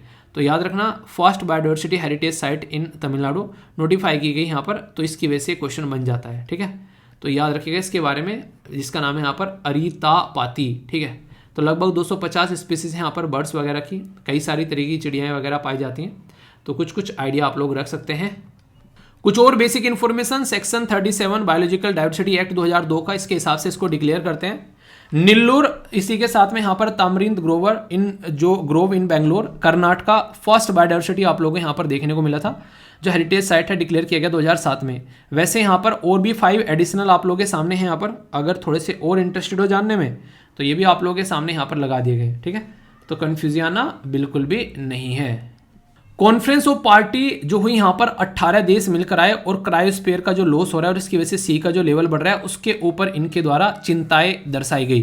क्रायोस्फीयर वर्ड का मतलब ही यहाँ पर होता है एक तरीके से जो क्रायो, यानी कि इस शब्द को आप लोग अगर देखोगे तो आप लोग काफ़ी सारी चीज़ें जो अंडरस्टैंड कर पाओगे। इसका मतलब होता है एक तरीके से क्रायो का मतलब ग्रीक वर्ड में यहाँ पर क्रायो जो बोला जाता है, ठीक है। तो एक तरीके से बर्फ बोल सकते हैं, ठंडा एरिया आप लोग यहाँ पर इसको बोल सकते हैं, ठीक है। तो यहाँ पर अभी जैसे कि एल्बिडो के बारे में मैंने बताया था, बताइए एल्बिडो क्या है? रिफ्लेक्शन ऑफ द लाइट, जैसे बर्फ पे से रिफ्लेक्शन ज़्यादा होगा और कोयले पे से रिफ्लेक्शन कम होगा। सोचो जहाँ जहाँ पर भी बर्फ है, बर्फ जो है सारा पिघल गया और वहाँ पर अभी चट्टान आ गई, तो कल को जब भी सूरज की रोशनी आएगी तो वो चट्टान उसको एक्सेप्ट करेगी और गर्म होगी, और जैसे जैसे वो गर्म होगी तो वो गर्म ही फिर बाहर निकलेगी, तो इसकी वजह से हीट क्रिएट हो जाएगी उस एरिया में भी। तो जहाँ जहाँ से बर्फ़ पिघलती है वहाँ पर दिक्कतें देखने को मिल सकती है आने वाले टाइम में, इसलिए इनके बारे में बातें की जाती है कई बार कि ये पिघलेंगे तो धरती और गर्म होगी और दिक्कतें यहाँ पर देखने को मिल सकती हैं। CITES प्रोटेक्शन के तहत में जो यहाँ पर ये है basically Leith's soft shell turtle, तो ये पर्टिकुलर टर्टल जो है यहाँ पर, ये large fresh water soft shell turtle भी बोलते हैं। एंडेमिक टू इसको पेनिसुलर इंडिया में यहाँ पर जो बेसिकली आप लोगों को देखने को मिलता है। पोचिंग होती है, इलीगल होता है। तो ये आयुष्मान में क्रिटिकली इंडेंजर्ड, वाइल्ड प्रोटेक्शन के हिसाब से शेड्यूल 4 में है और अपेंडिक्स 1 में CITES के। तो ये इसके बारे में इंफॉर्मेशन है। पुतिन साहब के द्वारा यहाँ पर आर्टिक पावर में बेसिकली यहाँ पर क्या किया जा रहा है, आइस ब्रेकर का इस्तेमाल करने की बात की जा रही है। आइस ब्रेकर यानी कि समुद्र के बर्फ को तोड़कर जो कि उस रीजन में रहता है वहाँ पर जहाज को चलाया जाना। तो बोला गया कि कैसे इसको देखना पड़ेगा, सस्टेनेबल कितना और वो सारी चीज़ें, ताकि सिचुएशन को देखा जा सके। काफ़ी लंबा है ये यहाँ पर लेंथ में, ये आप लोग यहाँ पर देख सकते हैं। काफ़ी बर्फ ये तोड़ता तोड़ता ऐसे बढ़ेगा तो इन्वायरमेंट को क्या नुकसान पहुंच सकता है इसकी वजह से, वो भी थोड़ी सी चीज़ें जो हैं वो काउंट करने वाली होंगी उस टाइम पे। ठीक है, छोटी सी इन्फॉर्मेशन है पर कई बार पूछ लिया जाता है। जैसे कि जो याक है इसको FSSAI यानी कि food safety and standard authority of India के द्वारा फूड एनिमल के तौर पर एक्सेप्ट कर लिया गया है। इसकी वजह से जो इसकी संख्या खत्म हो रही है वो थोड़ा सा प्रोटेक्शन प्रोवाइड कराया जा सकेगा इसको यहाँ पर, ये ठीक है। और ये मैं आप लोगों को हमेशा बताता हूँ, इसलिए यहाँ पर स्लाइड में भी डाल दिया जाता है। ये पोर्शन जरूर देखा करो किसी भी, अगर आप लोग बेसिकली जानवर के बारे में पढ़ रहे हैं। ठीक है, तो बेसिक है, हल्का सा इसको देख लेना, ज़्यादा रटना नहीं है बेसिकली, पर लेकिन पता तो होना चाहिए कम से कम। डिफेंस के बारे में बहुत इंपॉर्टेंट न्यूज़ यहाँ से बन जाती है, कोई कंफ्यूजन आप लोगों को नहीं होना चाहिए। अगर NDA CDS SSC बैंकिंग उनके अंदर भी क्वेश्चन पूछाता है और UPSC के अंदर तो यहाँ से आप लोगों से अक्सर क्वेश्चन पूछाते हैं, या फिर आंसर राइटिंग में आप लोग इनका इस्तेमाल कर सकते हैं। जैसे कि किसी कंट्री के साथ में रिलेशन के बारे में बात की जाती है। ओके, अभी एक ट्राइलेटरल एक्सरसाइज यहाँ पर देखने को मिली जिसमें इंडियन नेवी के द्वारा मोजाम्बिक और तंजानिया के साथ में पार्टिसिपेट किया गया। तो इसकी वजह से यहाँ पर ये न्यूज़ में था। मोजाम्बिक आप लोगों को यहाँ पर देखने को मिलेगा और तंजानिया आप लोगों को यहाँ पर देखने को मिलेगा। ये दोनों एक दूसरे के साथ में बॉर्डर टच करते हैं। आप लोगों को याद होगा मैंने एक क्वेश्चन भी आप लोगों से अटेम्प्ट यहाँ पर कराया था मालावी कंट्री के बारे में और मालावी लेक के बारे में, कि कौन कौन सी कंट्री जो है वो उसको टच करती हैं। इसी के साथ में मोजाम्बिक चैनल भी आप लोगों को यहाँ पर देखने को मिलेगा और ये है लेक मालावी। तो एक मैप बेस्ड क्वेश्चन भी आप लोगों का बन जाता है। तो यहाँ पर ऐसे क्वेश्चन अगर पूछ रहे हैं घुमा फिराकर, तो आप लोगों को कंफ्यूजन नहीं होना चाहिए अगर आप लोग चीज़ों को ढंग से तैयार करोगे तो। ओके, डायरेक्ट क्वेश्चन बन सकता है, प्राइम मिनिस्टर मोदी साहब के द्वारा C-295 ट्रांसपोर्ट एयरक्राफ्ट बनाने की मैन्युफैक्चरिंग फैसिलिटी वडोदरा गुजरात के अंदर में यहाँ पर सेटअप करने की बात की गई। ये जो एयरक्राफ्ट है डेवलप किए जाएंगे एयरबस डिफेंस और इसी के साथ में यहाँ पर जो स्पेस SA स्पेन है उनके द्वारा मिलकर हमारी कंट्री में जो एवरो एयरक्राफ्ट के जो काफ़ी पुराने इंजन हैं उनको रिप्लेस किया जाएगा। 5 से 10 टन की कैपेसिटी रहेगी यहाँ पर, काफ़ी अच्छे से हम लोग चीज़ों को लेकर चल पाएंगे, अपने ही देश में बनाएंगे। तो कहीं ना कहीं एम्प्लॉयमेंट भी जनरेट होता हुआ नजर आएगा। मैन्युफैक्चरिंग एक्टिविटी में यहाँ पर micro small and medium enterprise यानी कि छोटे छोटे जो एरिया हैं लघु उद्योग वो भी काम करेंगे। कुछ इस तरीका आप लोगों को देखने को मिलेगा। तो वडोदरा गुजरात के अंदर में यहाँ पर ये बनाए जा रहे हैं। गरुड़ा शक्ति जो एक एक्सरसाइज है वो इंडिया और इंडोनेशिया के बीच में आप लोगों को यहाँ पर देखने को मिलती है। तो ये याद रखिएगा, अभी यहाँ पर इंडोनेशिया के अंदर ही आप लोगों को नजर आई। वैसे बायलैटरल एक्सरसाइज कई सारी यहाँ पर हैं, जैसे मैत्री इंडिया और थाईलैंड, इक्विरन जिसका मतलब होता है फ्रेंडशिप इंडिया और Maldives, hand in hand India और इसी के साथ में चाइना, मैत्रा शक्ति इंडिया और श्रीलंका, हरिमाऊ शक्ति इंडिया और मलेशिया, कुरुक्षेत्रा इंडिया और सिंगापुर, नोमैडिक एलिफेंट इंडिया और मंगोलिया, शक्ति इंडिया और फ्रांस, सूर्य किरण इंडिया और नेपाल, युद्ध अभ्यास इंडिया और USA। तो ये डिफेंस एक्सरसाइज कई बार आप लोगों से डायरेक्ट पूछी जाती है तो पता होना चाहिए। इसी के साथ में नसीम अल बहर, ये एक्सरसाइज आप लोगों को देखने को मिलेगी इंडियन नेवी और ओमन की नेवी के बीच में। तो ये भी काफ़ी इंपॉर्टेंट है। वैसे और कई सारी मैरीटाइम एक्सरसाइज, जैसे थाईलैंड के साथ में यहाँ पर थाई कोरपेट, इंडोनेशिया के साथ में यहाँ पर समुद्र शक्ति, सिंगापुर के साथ में सिम्बैक्स यानी कि Singapore India maritime bilateral exercise, Qatar के साथ में जैर अल बहर, बांग्लादेश के साथ में यहाँ पर बोंगो सागर, ठीक है, श्रीलंका के साथ में यहाँ पर Sri Lanka India navy exercise, Japan के साथ में यहाँ पर जिमैक्स और इसी के साथ में MPX, फ्रांस के साथ में वरुणा। ये नेवी की एक्सरसाइज आप लोगों को देखने को मिलती है जो कि डायरेक्ट क्वेश्चन बन सकता है। जॉइंट जो एक तरीके से एक्सरसाइज आप लोगों को देखने को मिली जिसका नाम है समन्वय, ठीक है। तो ये exercise basically air force station Agra के अंदर यहाँ पर देखने को मिले। एनुअल जॉइंट एक्सरसाइज है इंडिया की साइड से यहाँ पर, जो इसी के साथ में आसियान के मेंबर यहाँ पर कंट्री के द्वारा पार्टिसिपेट किया गया। तो इसके बारे में भी आप लोगों से पूछा जाए तो हल्का सा आइडिया कम से कम होना चाहिए, ठीक है। आर्ट एंड कल्चर में जो कि GS पेपर 1 में डायरेक्ट क्वेश्चन बन सकता है या फिर हिस्ट्री के अंदर आप लोग बात करेंगे तो आप लोगों के लिए इंपॉर्टेंट टॉपिक है। कैसे, अभी पता चलेगा। प्राइम मिनिस्टर मोदी जी के द्वारा 108 फीट ऊंची ये केम्पागौड़ा की जो स्टेचू है बेंगलुरु एयरपोर्ट पर इसका अनवील किया गया। ठीक है, तो नाग प्रभु ये यहाँ पर हेरिया केम्पागौड़ा के नाम से आप लोग यहाँ पर जानते हैं। तो यहाँ पर याद रखिएगा, यहाँ पर इनको बेंगलुरु के जनक भी बोला जाता है। ठीक है, तो कई बार क्वेश्चन आप लोगों से पूछ लिया जाता है। तो इनकी जो ये स्टेचू है इसमें काफ़ी लार्ज स्केल पर स्टील वगैरह का इस्तेमाल किया गया है। तलवार लगभग 4000 किलोग्राम की आप लोगों को देखने को मिलेगी। यहाँ पर स्टील 120 टन, ब्रोंज वगैरह ये सब चीज़ें यहाँ पर इस्तेमाल की गई काफ़ी लार्ज स्केल पर और काफ़ी बड़े एरिया में ये बनाई गई है। तो किसी पर्टिकुलर पर्सनैलिटी जिसने किसी सिटी का फॉर्मेशन किया, ऐसी ये पहली पर्सनैलिटी है जिनका ऐसा स्टेचू यहाँ पर बनाया गया है। विजयनगर एम्पायर से यहाँ पर ये आते थे और इसी के साथ में यहाँ पर वोकालिगास कम्युनिटी के साथ में यहाँ पर ये कनेक्टेड थे।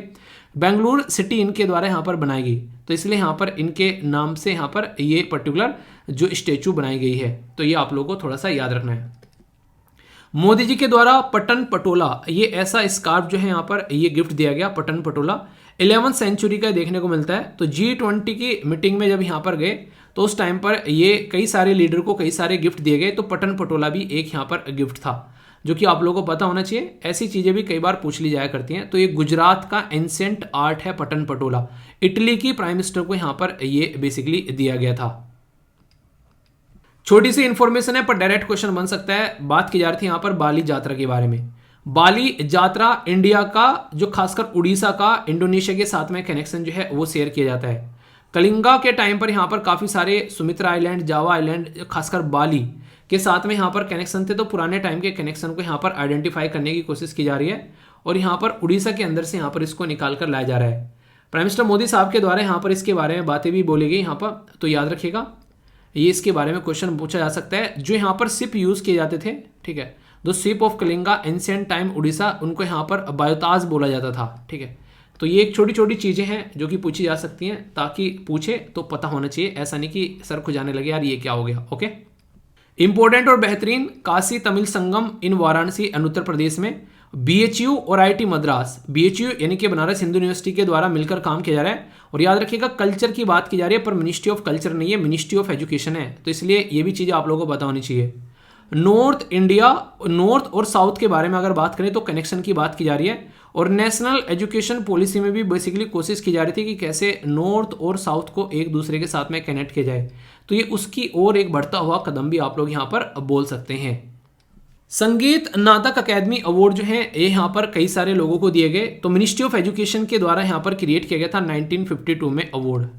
ऑटोनोमस बॉडी है जो प्रेजेंट करती है यहाँ पर फंक्शन किस तरीके से कल्चर से रिलेटेड। यहाँ पर संगीत नाटक अकेडमी फेलोशिप, संगीत नाटक अकेडमी अवार्ड और उस्ताद बिस्मिल्ला खान युवा पुरस्कार इसके तहत यहाँ पर दिया जाता है।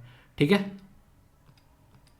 अब की बार पूछा आप लोगों से कि ट्राइबल डांस फेस्टिवल कहाँ पर हुआ। तो याद रखिएगा छत्तीसगढ़ के अंदर आप लोगों को देखने को मिलेगा। तो नेशनल ट्राइबल डांस जो है वो छत्तीसगढ़ के अंदर ऑर्गेनाइज कराया गया, ट्राइबल कम्युनिटी, आदिवासी कम्युनिटी से रिलेटेड। तो हमारे देश में काफ़ी इंपॉर्टेंट फेस्टिवल है। यहाँ पर बात करें, फर्स्ट नेशनल ट्राइबल डांस जो था वो 2019 में हुआ था, सेकंड 2021 में, थर्ड 2022 में। इस तरीके से पैटर्न आप लोगों को चलता हुआ यहाँ पर नजर आ रहा है। देश की जो कल्चर है, ट्राइबल कम्युनिटी की जो एक तरीके से रिच कल्चर है उसको दिखाने की कोशिश की जाती है। वैसे अगर बात करें डांस के बारे में तो आसाम, अरुणाचल प्रदेश, छत्तीसगढ़, गोवा, गुजरात और यहाँ पर ये हिमाचल प्रदेश, हरियाणा, इनके नाम याद रख सकते हैं जिस भी राज्य से आप लोग आते हैं। जैसे गरबा हो गया गुजरात के अंदर में, ठीक है, यहाँ पर फुगड़ी हो गया गोवा के अंदर में। तो इस तरीके से देख सकते हैं यहाँ पर रासलीला हरियाणा के अंदर में आप लोगों को देखने को मिलती है। तो अलग अलग एरिया के डांस यहाँ पर डाल दिए हैं ताकि क्वेश्चन पूछा जाए तो आप लोगों को पता रहे कि ये ट्राइबल कम्युनिटी डांस है। उत्तर प्रदेश से आते हैं तो वो भी आप लोगों को यहाँ पर देखने को मिल रहे हैं। और ये भी पिक्चर है डिफरेंट एयर में क्या क्या डांस पाए जाते हैं। तो आप लोगों को इसको थोड़ा सा याद रखेंगे तो कंफ्यूज आएंगे नहीं, आप लोग चीज़ें समझ पाएंगे। ओके, आप लोगों को याद होगा मैंने मानगढ़ मैसेकर के बारे में आप लोगों को पढ़ाया था। इसको जलियांवाला बाग बोला जाता है राजस्थान का। ये जलियांवाला बाग तो 1919 में हुआ था, पर ये उससे पहले 1913 में आप लोगों को देखने को मिला था। कई सारे जो भील कम्युनिटी के जो एक तरीके से लोग थे उनकी जान गई थी, लगभग 1500 के करीब। तो इसकी वजह से याद रखिएगा गोविंद गुरुजी जो थे वो रिफॉर्मर थे यहाँ पर ट्राइबल कम्युनिटी में, सोशल रिफॉर्मर। उनका भी पार्टिसिपेशन यहाँ पर देखने को मिलता था ब्रिटिश आर्मी के खिलाफ। ठीक है, तो इसलिए कहते थे कि पहला जलियांवाला बाग ये है, इसके ऊपर बात कई बार की गई थी यहाँ पर। ठीक है, ये स्टार लगा लेना, जितने लगा सको उतने ही कम है। बात की जा रही है लचित बोरफुकन के बारे में। लचित दिवस जो है 24 नवंबर को सेलिब्रेट किया जाता है। ये काफ़ी इंपॉर्टेंट पर्सनैलिटी है अहोम किंगडम के। इनके द्वारा शानदार जो लड़ाई जीती गई, जैसे सराय घाट 1971 में डिफीट किया गया था मुगल को, और ये माना जाता है कि कईयों बार मुगली सेना को धूल चटाई गई थी अहोम किंगडम के द्वारा, जो कि छोटा सा एक एरिया है ब्रह्मपुत्रा वैली के अंदर में। अगर आप लोग जाओगे तो यहाँ पर आप लोगों को देखने को मिलेगा, और मुगल के छक्के छुड़ा दिए भाई साहब इन्होंने। मुगल सेना जिससे लोग थर थर कांपते थे, इन्होंने उनको गोरिल्ला वॉरफेयर में उठा उठाकर पटक पटक कर मारा। तो ये काफ़ी इंपॉर्टेंट एक हीरो हैं, और 400वीं बर्थ एनिवर्सरी सेलिब्रेट की जा रही है, तो बहुत ही ज़्यादा न्यूज़ में थे यहाँ पर ये। तो इसलिए आप लोगों से क्वेश्चन पूछा जाए तो आप लोगों को पता होना चाहिए इनके बारे में, कम से कम बेसिक इन्फॉर्मेशन एटलीस्ट आप लोग याद रखिएगा। ओके, ज्योग्राफी एक इंपॉर्टेंट पोर्शन है, और कुछ न्यूज़ यहाँ से भी आप लोगों को देखने को मिलेगी जो कि क्वेश्चन की फॉर्म में पूछी जा सकती हैं।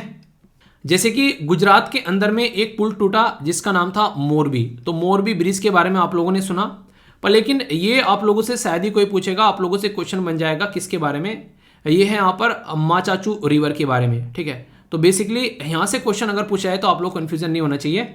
कहाँ पर पाई जाती है ये small river? Malda hill area में आप लोगों को देखने को मिलेगी, और रण ऑफ कच्छ में जाकर गिरती है। इसके ऊपर क्वेश्चन ही बनाया था मैंने आप लोगों के लिए। 141 किलोमीटर लंबी ये रिवर देखने को मिलेगी, और इसकी ट्रिब्यूटरी भी आप लोगों से पूछी जा सकती है। तो यहाँ पर एक पुल था जो कि टूट गया, और उसकी वजह से कईयों लोगों की जान चली गई, और काफ़ी बड़ी कंट्रोवर्सी भी यहाँ पर देखने को मिली, जिसके चलते यहाँ पर ये न्यूज़ में था। तो इसलिए इसके बारे में आप लोग कुछ आइडिया कम से कम जरूर रखिएगा, रिवर के बारे में एटलीस्ट। वोल्केनो जो होते हैं कई बार न्यूज़ में रहते हैं, और खासकर अगर आप लोग बात करेंगे हवाई एरिया जो कि यूएसए का है, उसके अंदर में यहाँ पर बात की जा रही है मौना लावा। ठीक है, तो ये आप लोगों का एक वोल्केनो है जो कि इसके बारे में पूछा जा सकता है। लास्ट 38 ईयर एगो पहले यहाँ पर फटा था, अभी फिर से यहाँ पर इसके बारे में बात की जा रही है।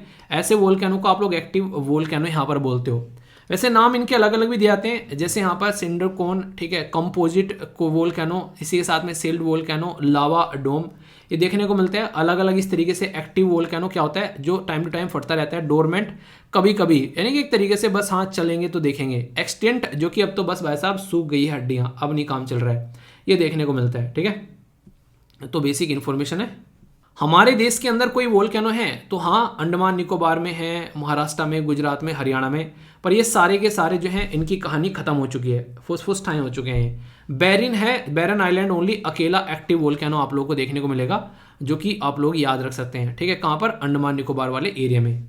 तो ये आप लोग जस्ट एटलीस्ट इसके बारे में पता रखिएगा। ओके, दुनिया में वोल्केनो कहाँ कहाँ पर है तो आप लोग देखते हैं, दुनिया जो है वोल्केनो के ऊपर ही रखी हुई है, पता नहीं कहाँ से कौन सा फट जाए। तो पूरा नक्शा आप लोगों के सामने है यहाँ पर। सोसाइटी के बारे में कुछ न्यूज़ अगर पूछी जाए तो यहाँ से भी आप लोग बोल सकते हैं, फिर गवर्नेंस भी आप लोग इसको बोल सकते हैं, मिक्स कर सकते हैं वैसे। ठीक है, काफ़ी इंपॉर्टेंट न्यूज़ है। यहाँ पर बात की जा रही है डिजिटल शक्ति 4 के बारे में, यानी कि पहले भी इसके बारे में बात हो चुकी है। तो डिजिटल शक्ति का बेसिक पर्पज़ क्या है? ये एक प्लेटफॉर्म है ताकि यहाँ पर जो महिलाएं हैं उनको यहाँ पर एक तरीके से डिजिटली एम्पावर किया जा सके, स्किल्ड किया जा सके, अवेयर किया जा सके, उससे रिलेटेड ये देखने को मिलेगी। नेशनल कमीशन फॉर वुमेन जो है वो यहाँ पर उसके द्वारा लॉन्च किया गया है, और ये एक स्टैट्यूटरी बॉडी है हमारे देश के अंदर में। चेयरपर्सन नॉमिनेट किया जाता है सेंट्रल गवर्नमेंट के द्वारा, और 5 और मेंबर भी यहाँ पर नॉमिनेट किया जाते हैं। सिविल कोर्ट की पावर यहाँ पर रहती है। वुमेन को कैसे स्किल डेवलपमेंट में लेकर चलना है, ये काम यहाँ पर रहता है। ठीक है, वैसे डिजिटल शक्ति में यहाँ पर इनको अंडरस्टैंड किया जाता है डिजिटल लिटरेसी, यानी कि डिजिटली कैसे उनको पढ़ाया जाए, थोड़ा सा इन्फॉर्मेशन होना चाहिए टेक्नोलॉजी के बारे में, सेफ्टी के बारे में, रेस्पॉन्सिबल और प्रोटेक्शन, सारी चीज़ें होनी चाहिए। इंटरनेट पर आकर बैठ जाना ही सही नहीं है, थोड़ा सा उसके बारे में नॉलेज भी होनी चाहिए ताकि सिचुएशन को हैंडल किया जा सके। ये हालांकि आप लोग कल्चर के साथ में भी कनेक्ट इसको करके देख सकते हैं, और सोसाइटी के साथ में भी बात की जा रही है ड्रम वंगाला के बारे में। ठीक है, तो ये क्या है? ये एक फेस्टिवल है जो कि आप लोगों को देखने को मिलता है नॉर्थ ईस्ट वाले रीजन के अंदर में। कहाँ पर? नॉर्थ ईस्ट में। कहाँ पर अगर बात की जाए यहाँ पर, तो ये ऐसी ऐसी चीज़ें हैं जो कि आप लोगों से कई बार मैच भी करा ली जाती हैं। तो अगर कन्फ्यूजन नहीं होगा तो आप लोग अच्छे से आंसर भी दे पाओगे। ठीक है, तो ये एक ट्राइबल कम्युनिटी है जिसको बोलते हैं गायरो, और गायरो कहाँ पर पाई जाती है? मेघालय के अंदर में। तो यहाँ पर सूर्य के लिए यहाँ पर ये फेस्टिवल सेलिब्रेट किया जाता है, सन गॉड के लिए। तो गायरो ट्राइबल कम्युनिटी के द्वारा ये 100 ड्रम भी इसको बोला जाता है, फेस्टिवल को इस नाम से भी पुकारा जाता है, क्योंकि जो ड्रम्स रहते हैं वो यहाँ पर इस्तेमाल किए जाते हैं इस पर्टिकुलर फेस्टिवल के अंदर में। ठीक है, ईला भट्ट सेवा फाउंडर वुमेन जो एक्टिविस्ट जो हैं वो अभी हमारे बीच में नहीं रही। गांधीयन एक वुमेन आप लोग इनको बोल सकते हैं। टेक्सटाइल लेबर एसोसिएशन ज्वाइन की इनके द्वारा 1955 में। सेल्फ जो एम्प्लॉयड वुमेन एसोसिएशन बनाया गया, और 1972 में एडवाइजर रही वर्ल्ड बैंक में भी पद्म भूषण रमन मैग्सेसे और इंदिरा गांधी पीस अवार्ड मिल चुका है। तो पर्सन इन न्यूज के बारे में भी अगर पूछा जाए तो आप लोग याद रखिएगा। सेल्फ एम्प्लॉयड वुमेन एसोसिएशन जो है स्टैब्लिश 1972 में की गई थी श्री जो एलाबेन भट्ट के द्वारा।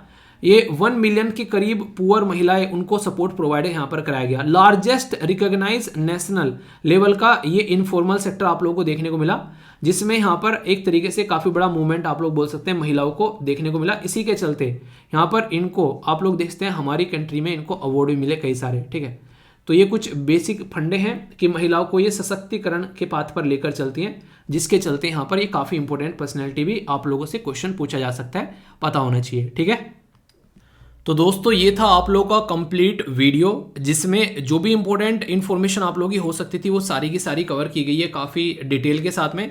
कोशिश की है कि बैकग्राउंड इन्फॉर्मेशन भी आप लोगों को बताता हुआ चलूं, पर एक बार वीडियो देखने से या फिर पीडीएफ देखने से काम नहीं चलेगा। आप लोगों को थोड़ा सा टाइम इसको देना पड़ेगा अच्छे से, तभी सिचुएशन जो है वो आप लोग हैंडल कर पाओगे। तो कोशिश करना इसको थोड़ा सा टाइम जरूर देना, ताकि चीज़ें जो हैं वो आप लोग अच्छे से लेकर चल सको। तो इसको अच्छे से एंजॉय करो, और जो भी फीडबैक हो वो जरूर दिया करो। फीडबैक लाइक या डिसलाइक कर भी आप लोग बता सकते हैं। 1 महीने का कंप्लीट डेटा एक वीडियो में जब कवर होता है तो बहुत सारा डेटा हो जाता है, तो इसलिए रिवीजन इंपॉर्टेंट हो जाता है। तो रिवीजन मस्ट है यहाँ पर। ठीक है, तो ये ध्यान रखना। आई होप कि आप लोगों ने इसको एंजॉय किया होगा। तो नेक्स्ट वीडियो में तब तक के लिए बड़ों को नमस्ते, छोटों को प्यार, छोटी सी लाइफ एंजॉय करार। मिलता हूँ नेक्स्ट वीडियो में, तब तक के लिए जय हिंद।